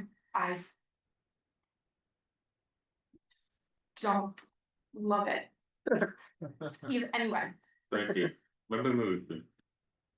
So is there an appeal process for our decision? Let's say that we come to the conclusion that the new construction irreparably compromises the setting of the resource. What would the property owner, what options does the property owner have? The applicant does have the ability to appeal the decision to, I believe it's city council. Okay, so the city council would have to make the ultimate decision if we came to the conclusion of what I just suggested. So that's what I would suggest, and I think that new construction irreparably compromises the setting of the resource, then I would vote no. Member Hampton. My turn. All good points, all the way around. I think a couple things we sort of, maybe just to follow up on some of your comments. One of the things that we missed here tonight in this discussion is, this whole site is a historic resource. So we didn't really talk about the impacts of the design of the new building to the resource. We're just almost saying, well, if it's on that non-contributing portion, we don't care. But that's not really what you do when you're evaluating impacts to a historic resource. This is an addition. Even if it's on the non-contributing portion of it, it's impacting the contributing portion of it. So, And I think it's, design review, but it seems like there really needs to be a discussion here almost first. And then I do also have a concern about the potential for archaeological resources, and as part of the city's CEQA assessment, an initial study, is there a potential to impact a historical resource, which also could be archaeological, and that means that at least some walk around study, by a qualified archaeologist would determine the likelihood that there are resources before there's a project, and not, we're gonna put a monitor on it during. Which is, good if you're relatively sure the ground's been disturbed enough times, you're probably not gonna find anything unless you dig deep enough. So, I have two things for me. I either would say I don't have enough information, or make the determination that the project is an impact. I'm gonna move to, When I came to the conclusion, I was basing it on the staff report and all the renderings and things, so I did consider, from what I could see, what the structure would look like, and I just came to the conclusion that it's negative. And it harms the setting to the point where the resource is compromised. So I did think about it. Even though we didn't put it on the screen and even discuss it, I've already done it in my head. I don't know if that's legitimate. I don't know if we should have had presentation on the design. I think I don't think we should clearly have. that should have come into the discussion. It's like if, let's say you're a library and you want to expand and you decide to put a big giant building next to what was a little tiny library. It's sort of tantamount to thinking about it that way. So it's, I think there's the issue of defining the boundary, but which I would definitely have recommended that had been done years ago, but I don't think just because it's being built on the non-contributing portion, when it's right next to the contributing portion and it clearly impacting it. And it's on the parcel. Yeah, Right. well, the whole parcel is designated. So the boundary could be the whole site. Theoretically, right? So- Well, it is. Yeah, right. That's what I'm It saying. is. We're looking at the impacts of the project to this whole site. Property. Even if a Yeah. piece of it was decided as non-contributing, it doesn't mean that there's not an impact to all of the features that are contributing. Regardless. This was part of our exact difficulty with some of our previous, as I understand, with some of our previous designations that came up. That where a lot had been split before it came to us, even, it's because we didn't get to evaluate that, even if it was non-contributing resource or non-contributing feature. We're still upset about not considering the impacts of the entire parcel. So at least going through us for evaluation, based on these criteria. I'm gonna move to, So then should we make a decision? I guess it's not a motion, is it, that this be continued until we have all of our questions answered, including a presentation on the design? I would be in favor of that. So is that considered a motion? Or is it continuation a motion? Yeah, you have to have a motion and a vote. Okay, well, I would make a motion to continue this until all the things that we've raised, which is quite a few, have been addressed. Or, yes, I'll second that. some discussion on that first. So, if we continue this to our next meeting, that would give, basically the developer or the owner of the property 30 days. And then what would happen between now and then? Would they come back with a redesign, or would they come back with a justification of what they've done? What would that complicate? Can you clarify first? I think it would be important to provide some guidance on the matters of continuation and what you want specifically addressed as part of the continuation, and in terms of a continuation to a date certain, we could, based on your comments, see if that's enough time for the applicant to provide that information. it's also questions of staff too, that you have to provide us. Sure. Will that be Legal, sorry. Right, and legal questions that have to be addressed. Do we need to review all of those again? All the things that we wanted you to address?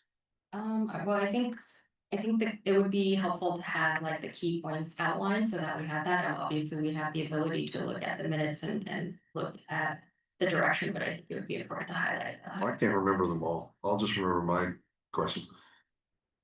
We would need a presentation on the project, the proposed project, and an evaluation, I guess, by staff of the impact of the project on the portion that is considered care defining, what I think the whole thing is care, et cetera. So we need that, at the very minimum, we need to have that, and we have to have staff assessment of that building on the resource. Then isn't there the other questions we have, the legal issue of, I mean, you could articulate it in I. You mean the defining the boundary, the precise boundary of what would be considered the non-contributing section or the contributing section. Either way, it defines both of them by doing that, but. And then also to at least address potential archaeological Yes. resource impacts to the site of the project. And further to that, could we, as a stipulation of the continuance, the condition be made that the applicant would either one of two things or both, that the tribe would have access to the site for their own archaeological evaluation, and also a separate independent archaeological expert or anything post tribal, because obviously the site is part of the ancestral home of the Korea, who have been here for 8,000 plus years. And I don't know that the tribe ever did any type of archaeological excavation at this site, because John McCallum bought the land in 1860 something or other. So I don't know if anything was done at that point, probably not. So, you know, it's been in private ownership since that point in time, so 150 years now, plus years. So I don't think any any archaeological excavation has ever been done on this site by any professional of any kind. So I think that definitely needs to be a condition of this continuance, and I don't know if that's something that, because it's private property, and if we have to ask the applicant to do that, or if the city has to require the applicant to do that, I mean, very confusing. My question is just regarding the process. Does the city retain, you hire the archaeologist and the applicant pays for the work? In other words, you're gonna hire the archaeologist as an independent expert in assessing these things. I mean, to be quite honest, I'm not sure what that process is, and so that's something I would have to get clarification on from our office.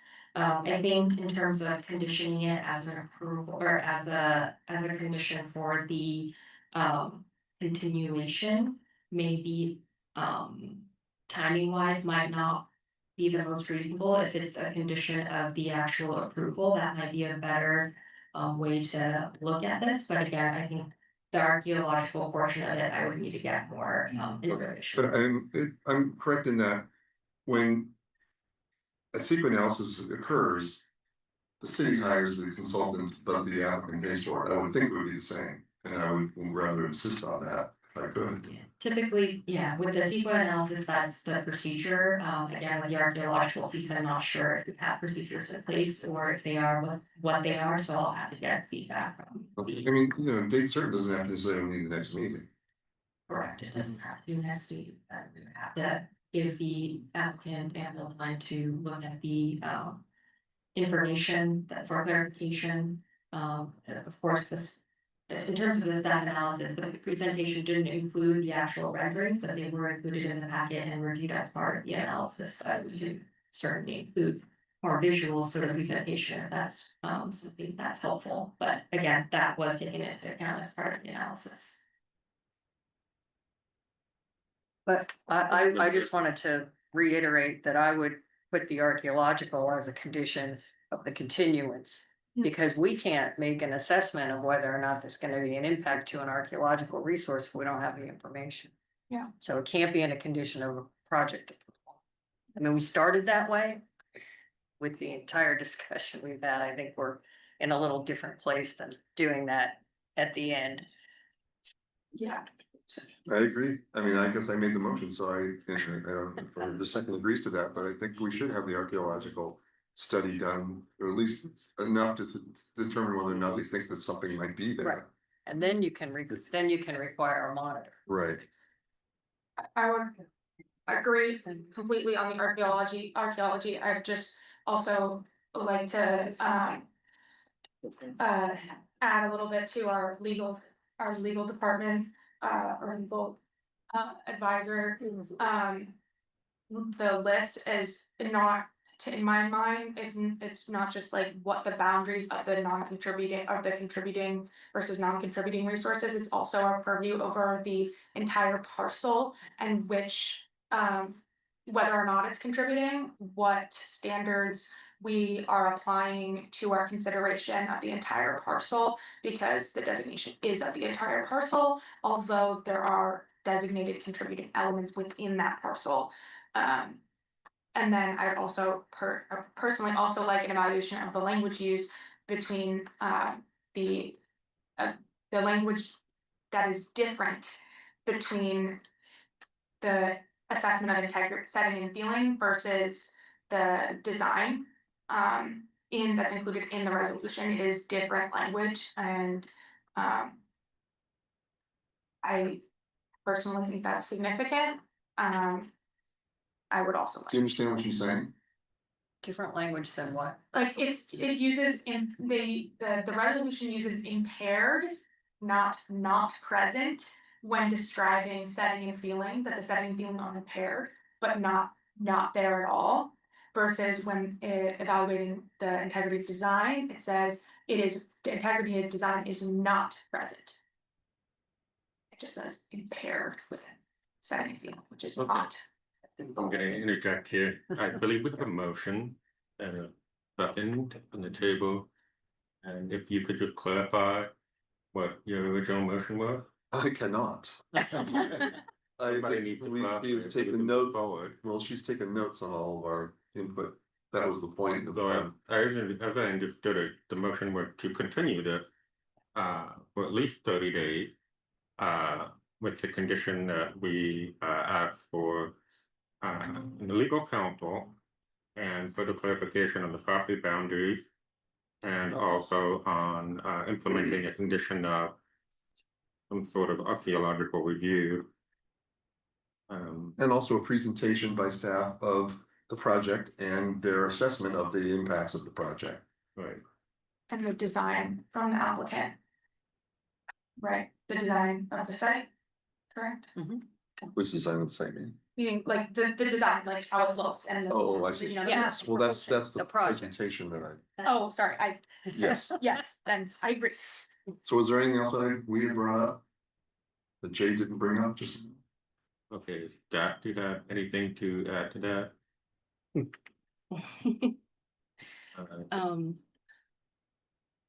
Again. Why don't we director assistant places, reader? Yes. I think we have we have it documented. I'm gonna go a little bit on a limb here, because I'm still a little bit new to California planning law. I don't know the extent to which we can condition additional site work and exploration on a continuance. I think that my understanding typically of planning law is that bodies such as you all are asked to make your findings based on the public record that comes to you at the time. That's not to say that you'd be all precluded from trying to protect whatever resources may be there through a subsequent condition of approval. But I think to ask the applicant to go and supplement the record that's before you, their application is complete in terms of the city's requirements. So to ask them to go and do that, I think might be a little bit beyond the scope of what we can ask of them. So how? Can we change the word condition to request? Because I mean, essentially, what we're all saying is that we don't have the information we need to make a decision. And some of that probably should have been done before the application was complete. Through the, certainly through the CEQA review and initial study process. I acknowledge that the record before you may be imperfect, but it is the record that you. Okay, yeah. So in a nutshell, we're being asked to grant a certificate of appropriateness. And we feel that based on the information we have, this is not appropriate. You certainly No. can continue it. I just don't know that you can condition the continuance on. Yeah, that's what I'm saying, maybe Additional we don't use the word condition on that, that we're requesting additional information that we need to make the decision. Or that legal evaluate that Yeah. archaeology.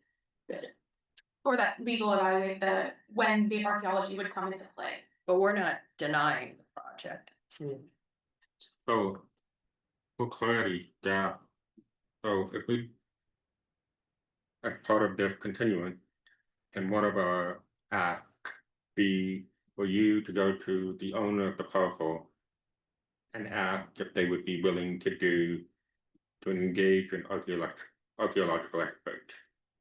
We can ask that. We can't ask.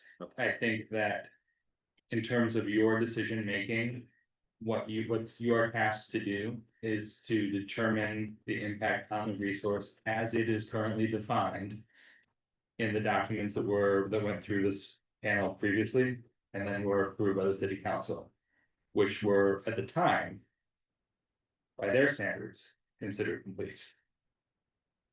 So we feel that the resources may be improperly defined at this time. Number 10. Just one question, the recommendation that we have here has four parts to it that I presume were crafted by staff when they were preparing the report. Is that correct? That's correct. Then my question is, why is it improper or maybe not advisable to simply enhance those four recommendations to include the things that we are concerned about? In other words, you require environmental monitor during the grading phase of the project.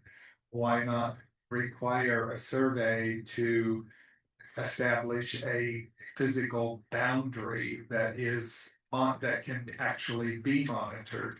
Why not require the archaeological aspect? It's a great question. And so the distinction that I think I'm trying to draw is the distinction between a recommendation of continuance versus a recommendation of approval or denial based on the facts known.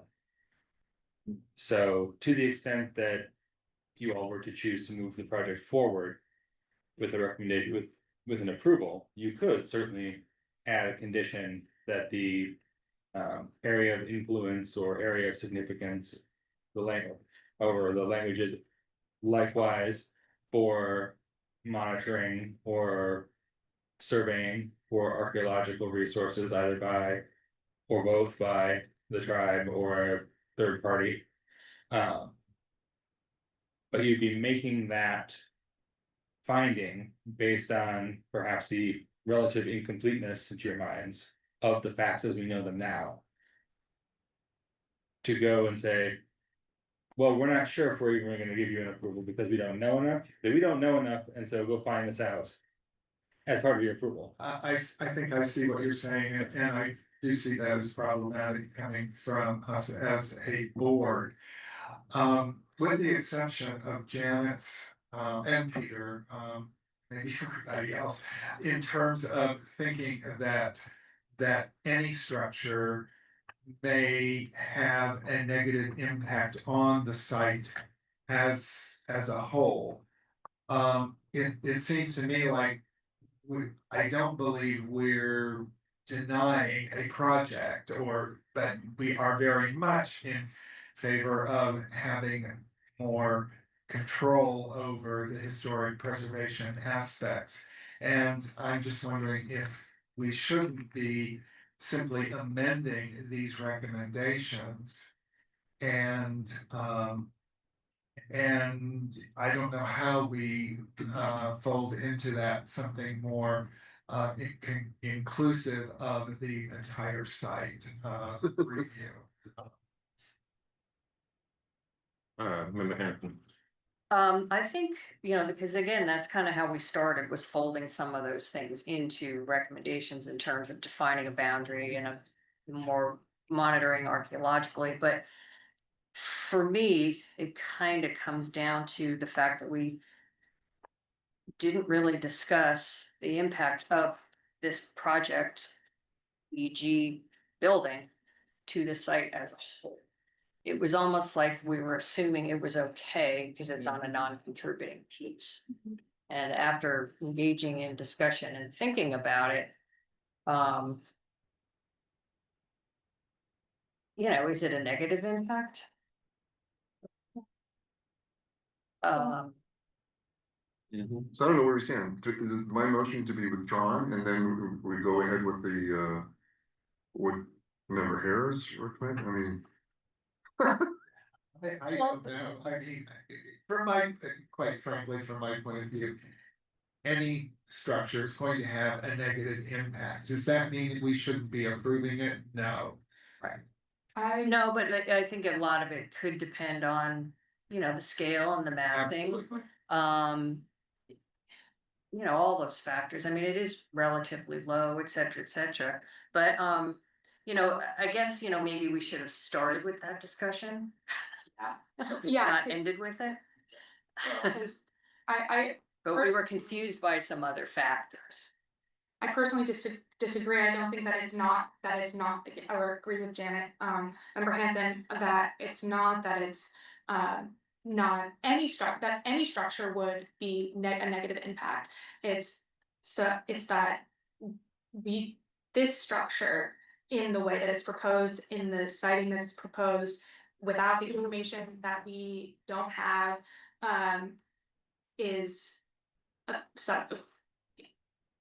makes me anxious and would put me in favor of a continuance pending further discussion and information. And that also addresses, I think, something else that was brought up. That was, it's not that class 1 designation sterilizes a site, it's that this site is especially rare in our inventory, and it's especially rare in our town. And so it warrants us being very, very considerate and very sensitive about how to preserve this site, because of its rarity and significance. Okay, I have an Yes, idea. please. I have an idea.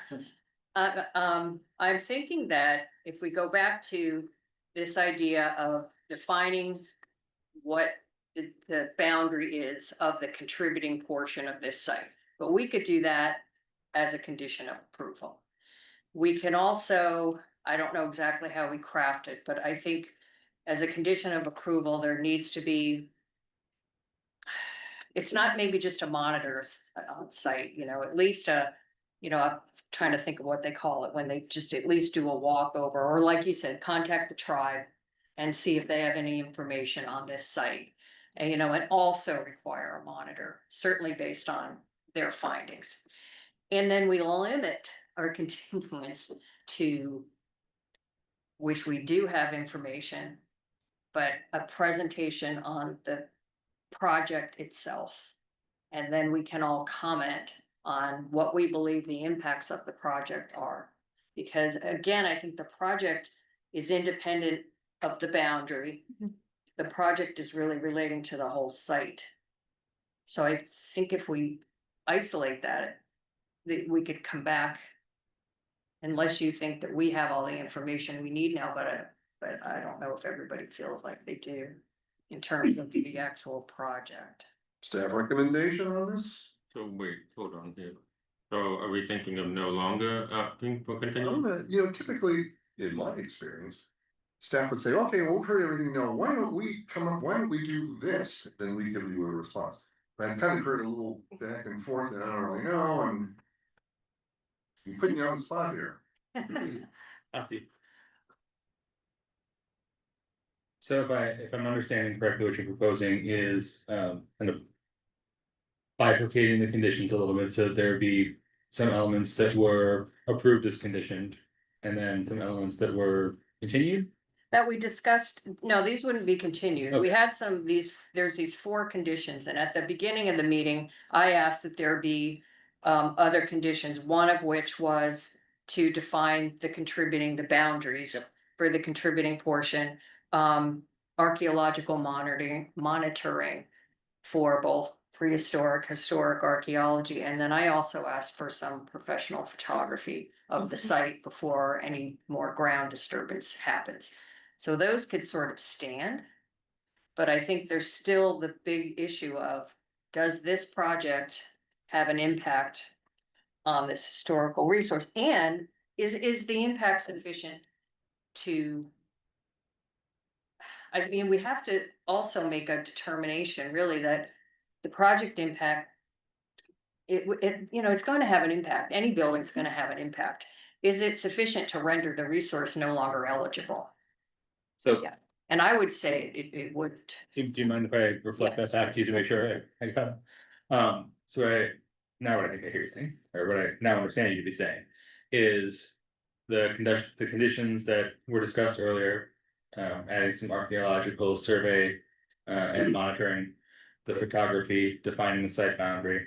Actually, let's hold on, just set aside for a minute, the defining the site boundary. Those. The modified condition and the condition requiring photography would be carried forward as a potential set of conditions. Of to approval. Of approval at a continued meeting. Yes, You'd be asking staff to go back, and work to define what we feel is the boundary, the area of influence, the area of significance around the resource. And then to come back with that information, perhaps run through legal as well. And come back with a more in-depth presentation on the site development. And how the design of the site and the architecture proposed does or doesn't impact the resource and then the surrounding area of significance, area of influence. Is that I think. That's my motion. okay? Yes. We did it. Which is what I seconded a long time ago. So I just want to point out one thing that I think is very important in conjunction with all of this.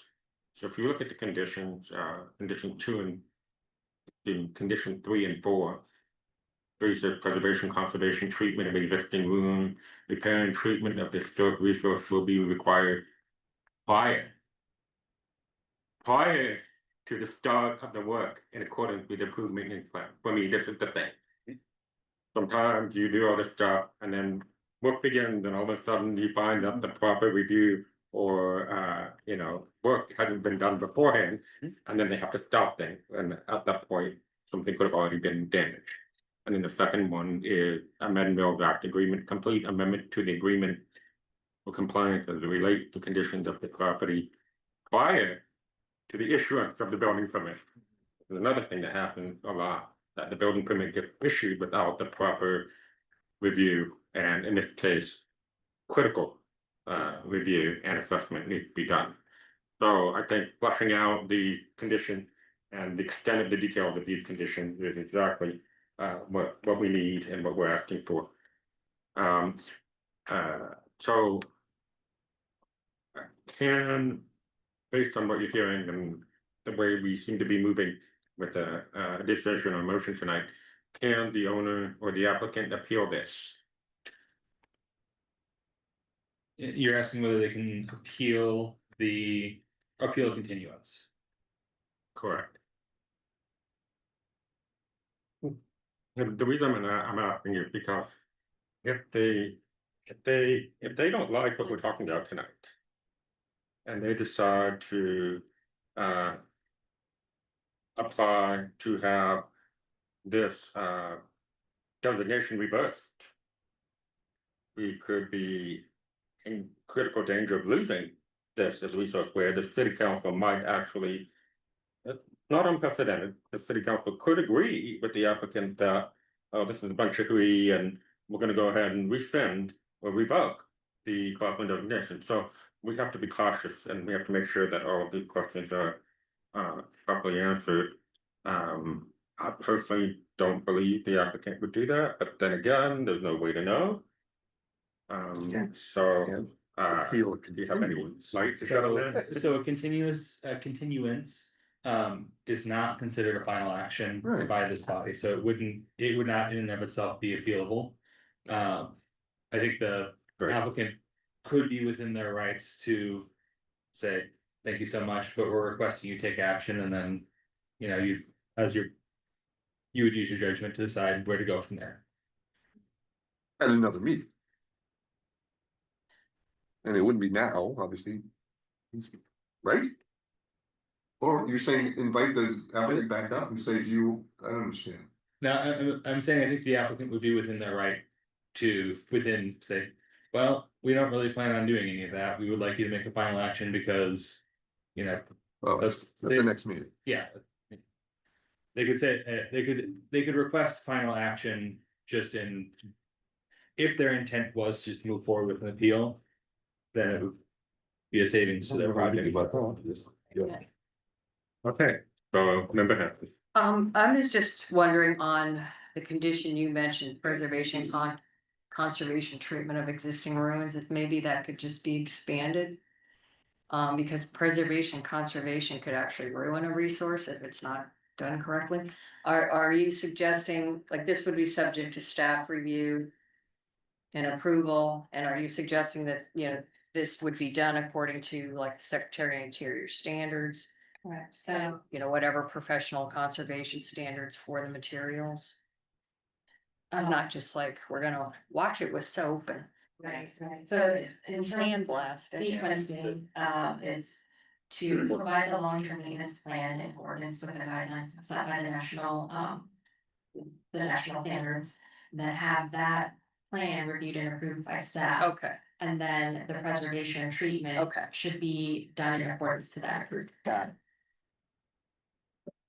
Did this project go before architectural advisory and planning? Just to the ARC. So the architectural review. Why would committee, it not go before the planning commission? The hillside reviews are reviewed only by the architectural review. committee. It's a process. For brand new construction? There was a revision to how these processes move forward, and the planning commission no longer addresses everything. ARC has no jurisdiction over hillside properties and so forth. I was on planning commission when that happened, so yes, she said is correct. So this just, you know, further highlight the fact that, you know, this site is a crown jewel. This site is deserving of a very exemplary piece of architecture. And what they're proposing is not that. All right, so how are we moving forward? Sorry, We have a motion? I thought we did. I think we have a second. We have a motion? Okay, great. So everyone understands the motion. Yes, It's what And what our the assistant planning director the said. latest motion was by whom? Ruben, I remember moving. Right, seconded by, Roosevelt. so everyone understands what the motion is, is that to continue? exactly as he said, we can't repeat it one more Right, time. okay, good. Chair Nelson, Tony? there's one Uh-oh. amendment I need to propose. In continue it, we do need to continue it to a date certain. So if I could ask for your forbearance in amending your motion. So we can define that date certain, that would be. Do we want it to be June 3rd, which is the next meeting, or do we think it should be 2 months from now? June third. I think June. June 3rd then, so I would propose June 3rd, for the motion. Yeah, otherwise it's a different board after. True. And Mr. Roosevelt. So are we saying June 3rd? Yes. Okay, great. So that's 60 days, excuse me, 30 days. Thank you. All right, so everyone understands the motion? Oh, yes. We have a second by Chair Rosenau.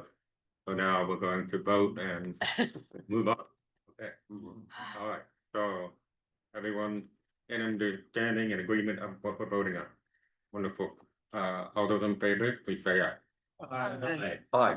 It's unanimous that we move forward with the continuance. Good job. Good job. Thank you for coming, everyone. Mine will absorb what the butt is staying. I have a more comfortable chair than you.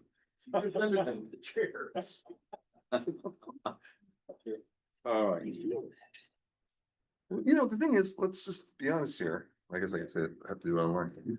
We've never had an issue like this before. This is the only ruin in the entire Yeah. inventory. Exactly. So I mean, these are Yeah. difficult decisions to make. Yeah. And I really appreciate everyone. Yeah. Bringing something to the table and talking about this because it needed to be done. Right, and we, like you say, this is the one and only chance we have, really, because it's not gonna go to planning commission, it'll go to ARC, but they're not gonna say much, as their building's too tall, this and that, needs more setbacks, you know. Okay, shall we move on? So, the agenda for our meeting has changed a little. Instead of discussion, the next item is now called report, request, and comments. So that's what we're moving on to. I'll ask if there are any brief general comments or other issues of concern for members of the HFPB at this time, and of course, we have member answers.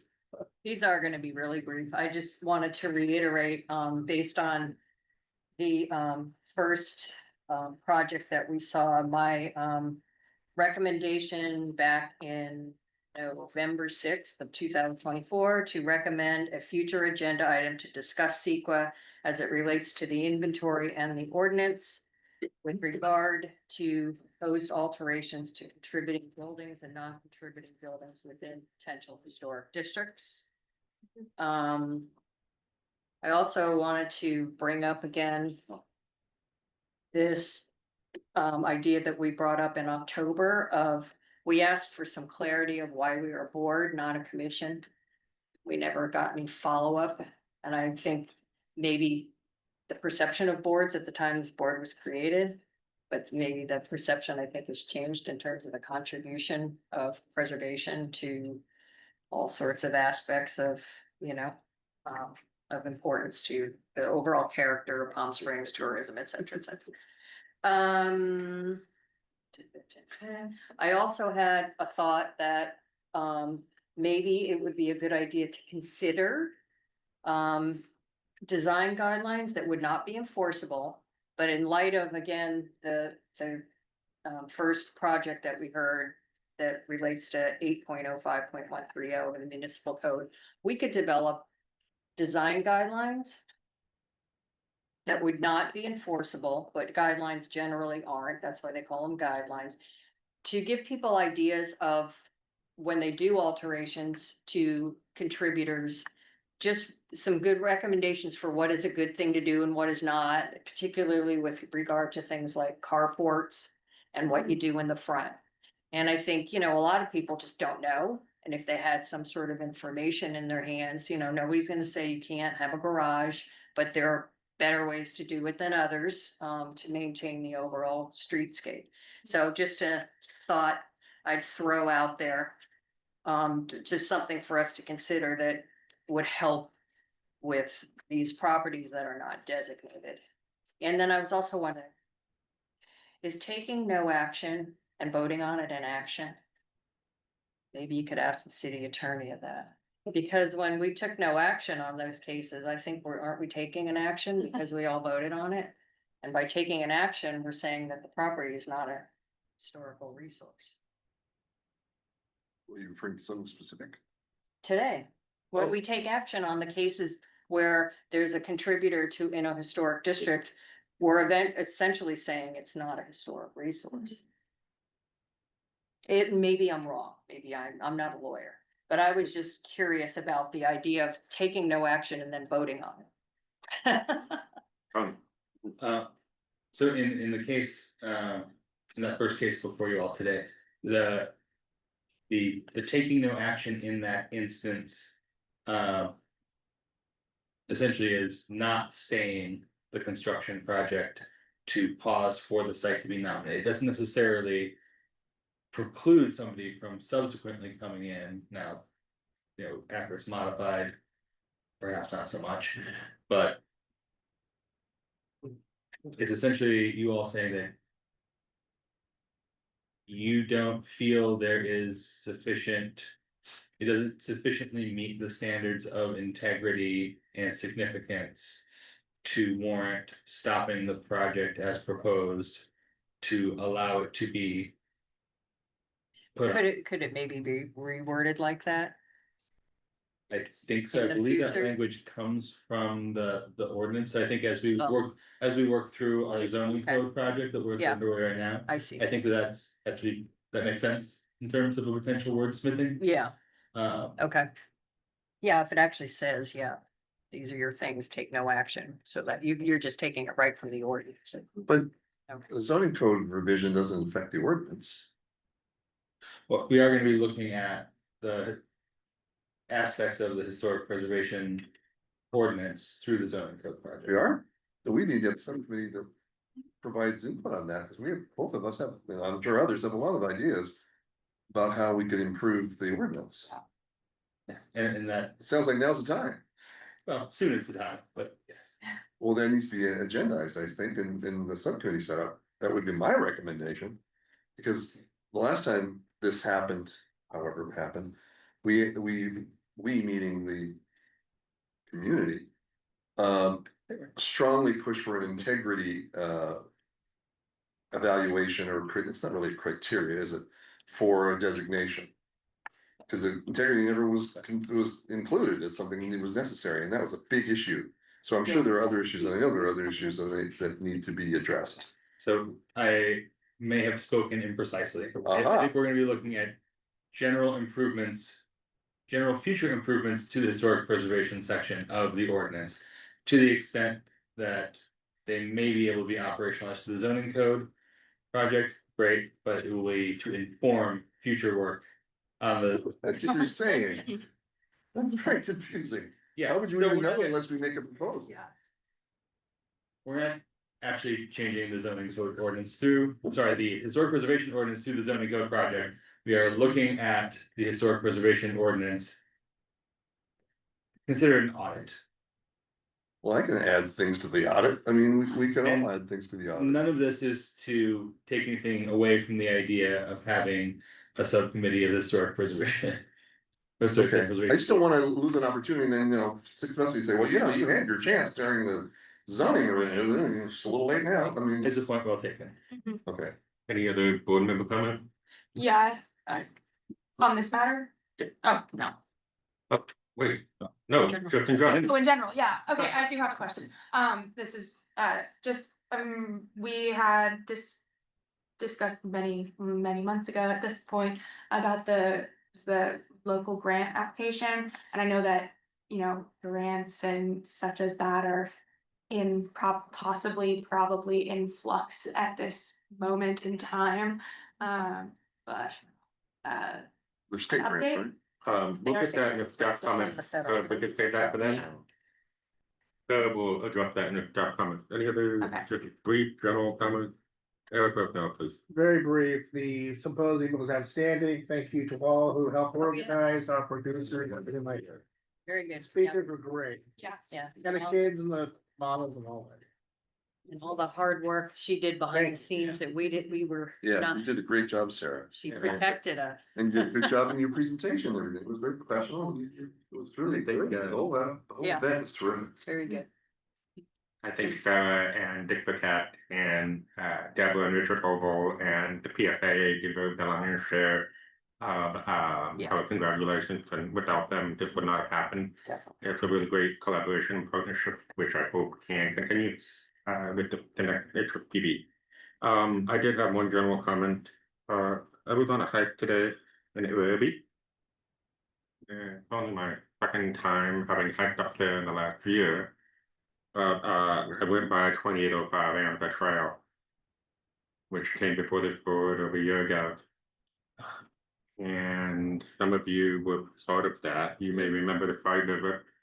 It was one of the last old vestiges of authentic Irby, where you had the cactus garden coming all the way Oh, to the street. Oh, And the little wooden archway. And then there was like a well and some other historic features, which may or may not have been called defining or It's short feature, but you know, there's also a little house that was part of that site that the owner promised they were going to fix.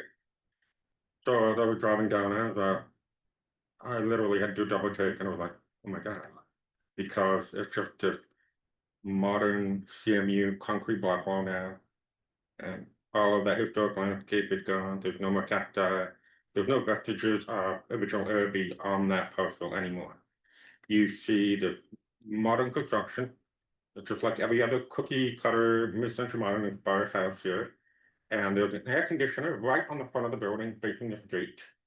And I literally just was I was speechless. I was angry. I'm still angry. I'm still processing it.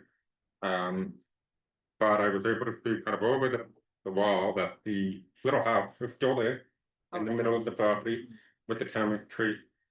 But you know, this kind of falls in line with this whole discussion we had earlier in the meeting about vetting, about the AV field cabinets vetting. And once a house is built there, that is lost forever because nobody will be able to see it from the public right of way anymore. And right now, you can still see that important historic resource from the public right of way. And once a structure is built there, that will go away forever and permanently. And for me, that's difficult to grapple with because that's a part of historic preservation, not just preserving sites, not just preserving modernism, which a lot of people think is historic preservation. Historic preservation goes back to the very beginning. And so we're losing access to resources from the 40s, the 30s, the 20s. And it's very disturbing. So that was my one observation. Did Any they other- relocate the Alcatia? They saved the Alcatia. They moved it. It's still alive and thriving. Yeah. Any other comment? Okay, we're gonna move on to Doc comment. I wanted to put on everyone's radar that the joint meeting with city council is scheduled, for June 17th. I believe the clerk's office sent an email asking for an SVP, to that, meeting. I believe they're requesting that our SVP be completed by June 8th. So if you could go ahead and check your emails and make sure, you provide the response, for that. And if you can just loop me in on if you were able to attend that joint meeting or not. Typically, it's, each of the boards and commissions, get, I wanna say it's like 4 or 5 minutes to present on just brief achievements and things that we have worked on as a board in front of city council. And Chair Nelson, is aware of that date and said he was available to, give that presentation on behalf of the board. So we'll be getting that ready, but I just wanted to put that on everyone's radar again, it's June 17th with an RSVP, with the clerks by 8. And I also wanted to inform everyone that the recruitment period for boards have closed. And so right now our clerk's office is in review mode, so they're reviewing the applications and will be moving forward with their general procedures on interviews and things like that. But I did want to let everyone know that we do have 2 vacant seats that we'll be looking to fill through that recruitment process. And in relation to the study session, I think that Janet brought up earlier, we are looking to get that scheduled. I think we've been trying to coordinate with our legal team, make sure that their presence and their information is available at that meeting. And it does look like Janet has some important suggestions that we could probably incorporate into that conversation as well, related to seeker review, related to the class 3-4 kind of review process. I think the design guideline suggestion is one that is a very interesting one and one that could be very helpful for our review processes as well. And so there are things that we can kind of put together as part of this review. We are seeing a lot more projects coming in with those that review process, and I think it would help to have that discussion. Obviously, it's been a long time waiting, but it's not been forgotten. We've had some staff changes, both on our side and also on legal side too, so we're kind of coordinating and bringing people up to speed, so we appreciate everyone's patience on that. But we want to go ahead and, just let you know, we're looking at that, and of course, our assistant director did touch a little bit on just, you know, the code, updates that are happening too, so there's just kind of a lot going on at the moment, but we appreciate everyone's patience and kind of helping us give us the timing for that, and the symposium was certainly a big feed behind us. It certainly was successful, and we initiated the first time for it being a one-day, half-day event, and I think for the most part, we've heard some pretty positive feedback from that. I think it would be beneficial not to have a separate meeting or anything, but maybe just gather some comments that people had related to the symposium this time around, because it was a new format. If you have suggestions that we can incorporate for obviously the next one, and maybe have ideas on how we format that, or how often we do those things. I mean, I think there's a bit of follow-up that I think would be helpful. But generally speaking, I think that it was very positive. From actually the community. And I think that the student models are always a big hit. And personally, I'd like to see that portion of our agenda be incorporated maybe even further into our program.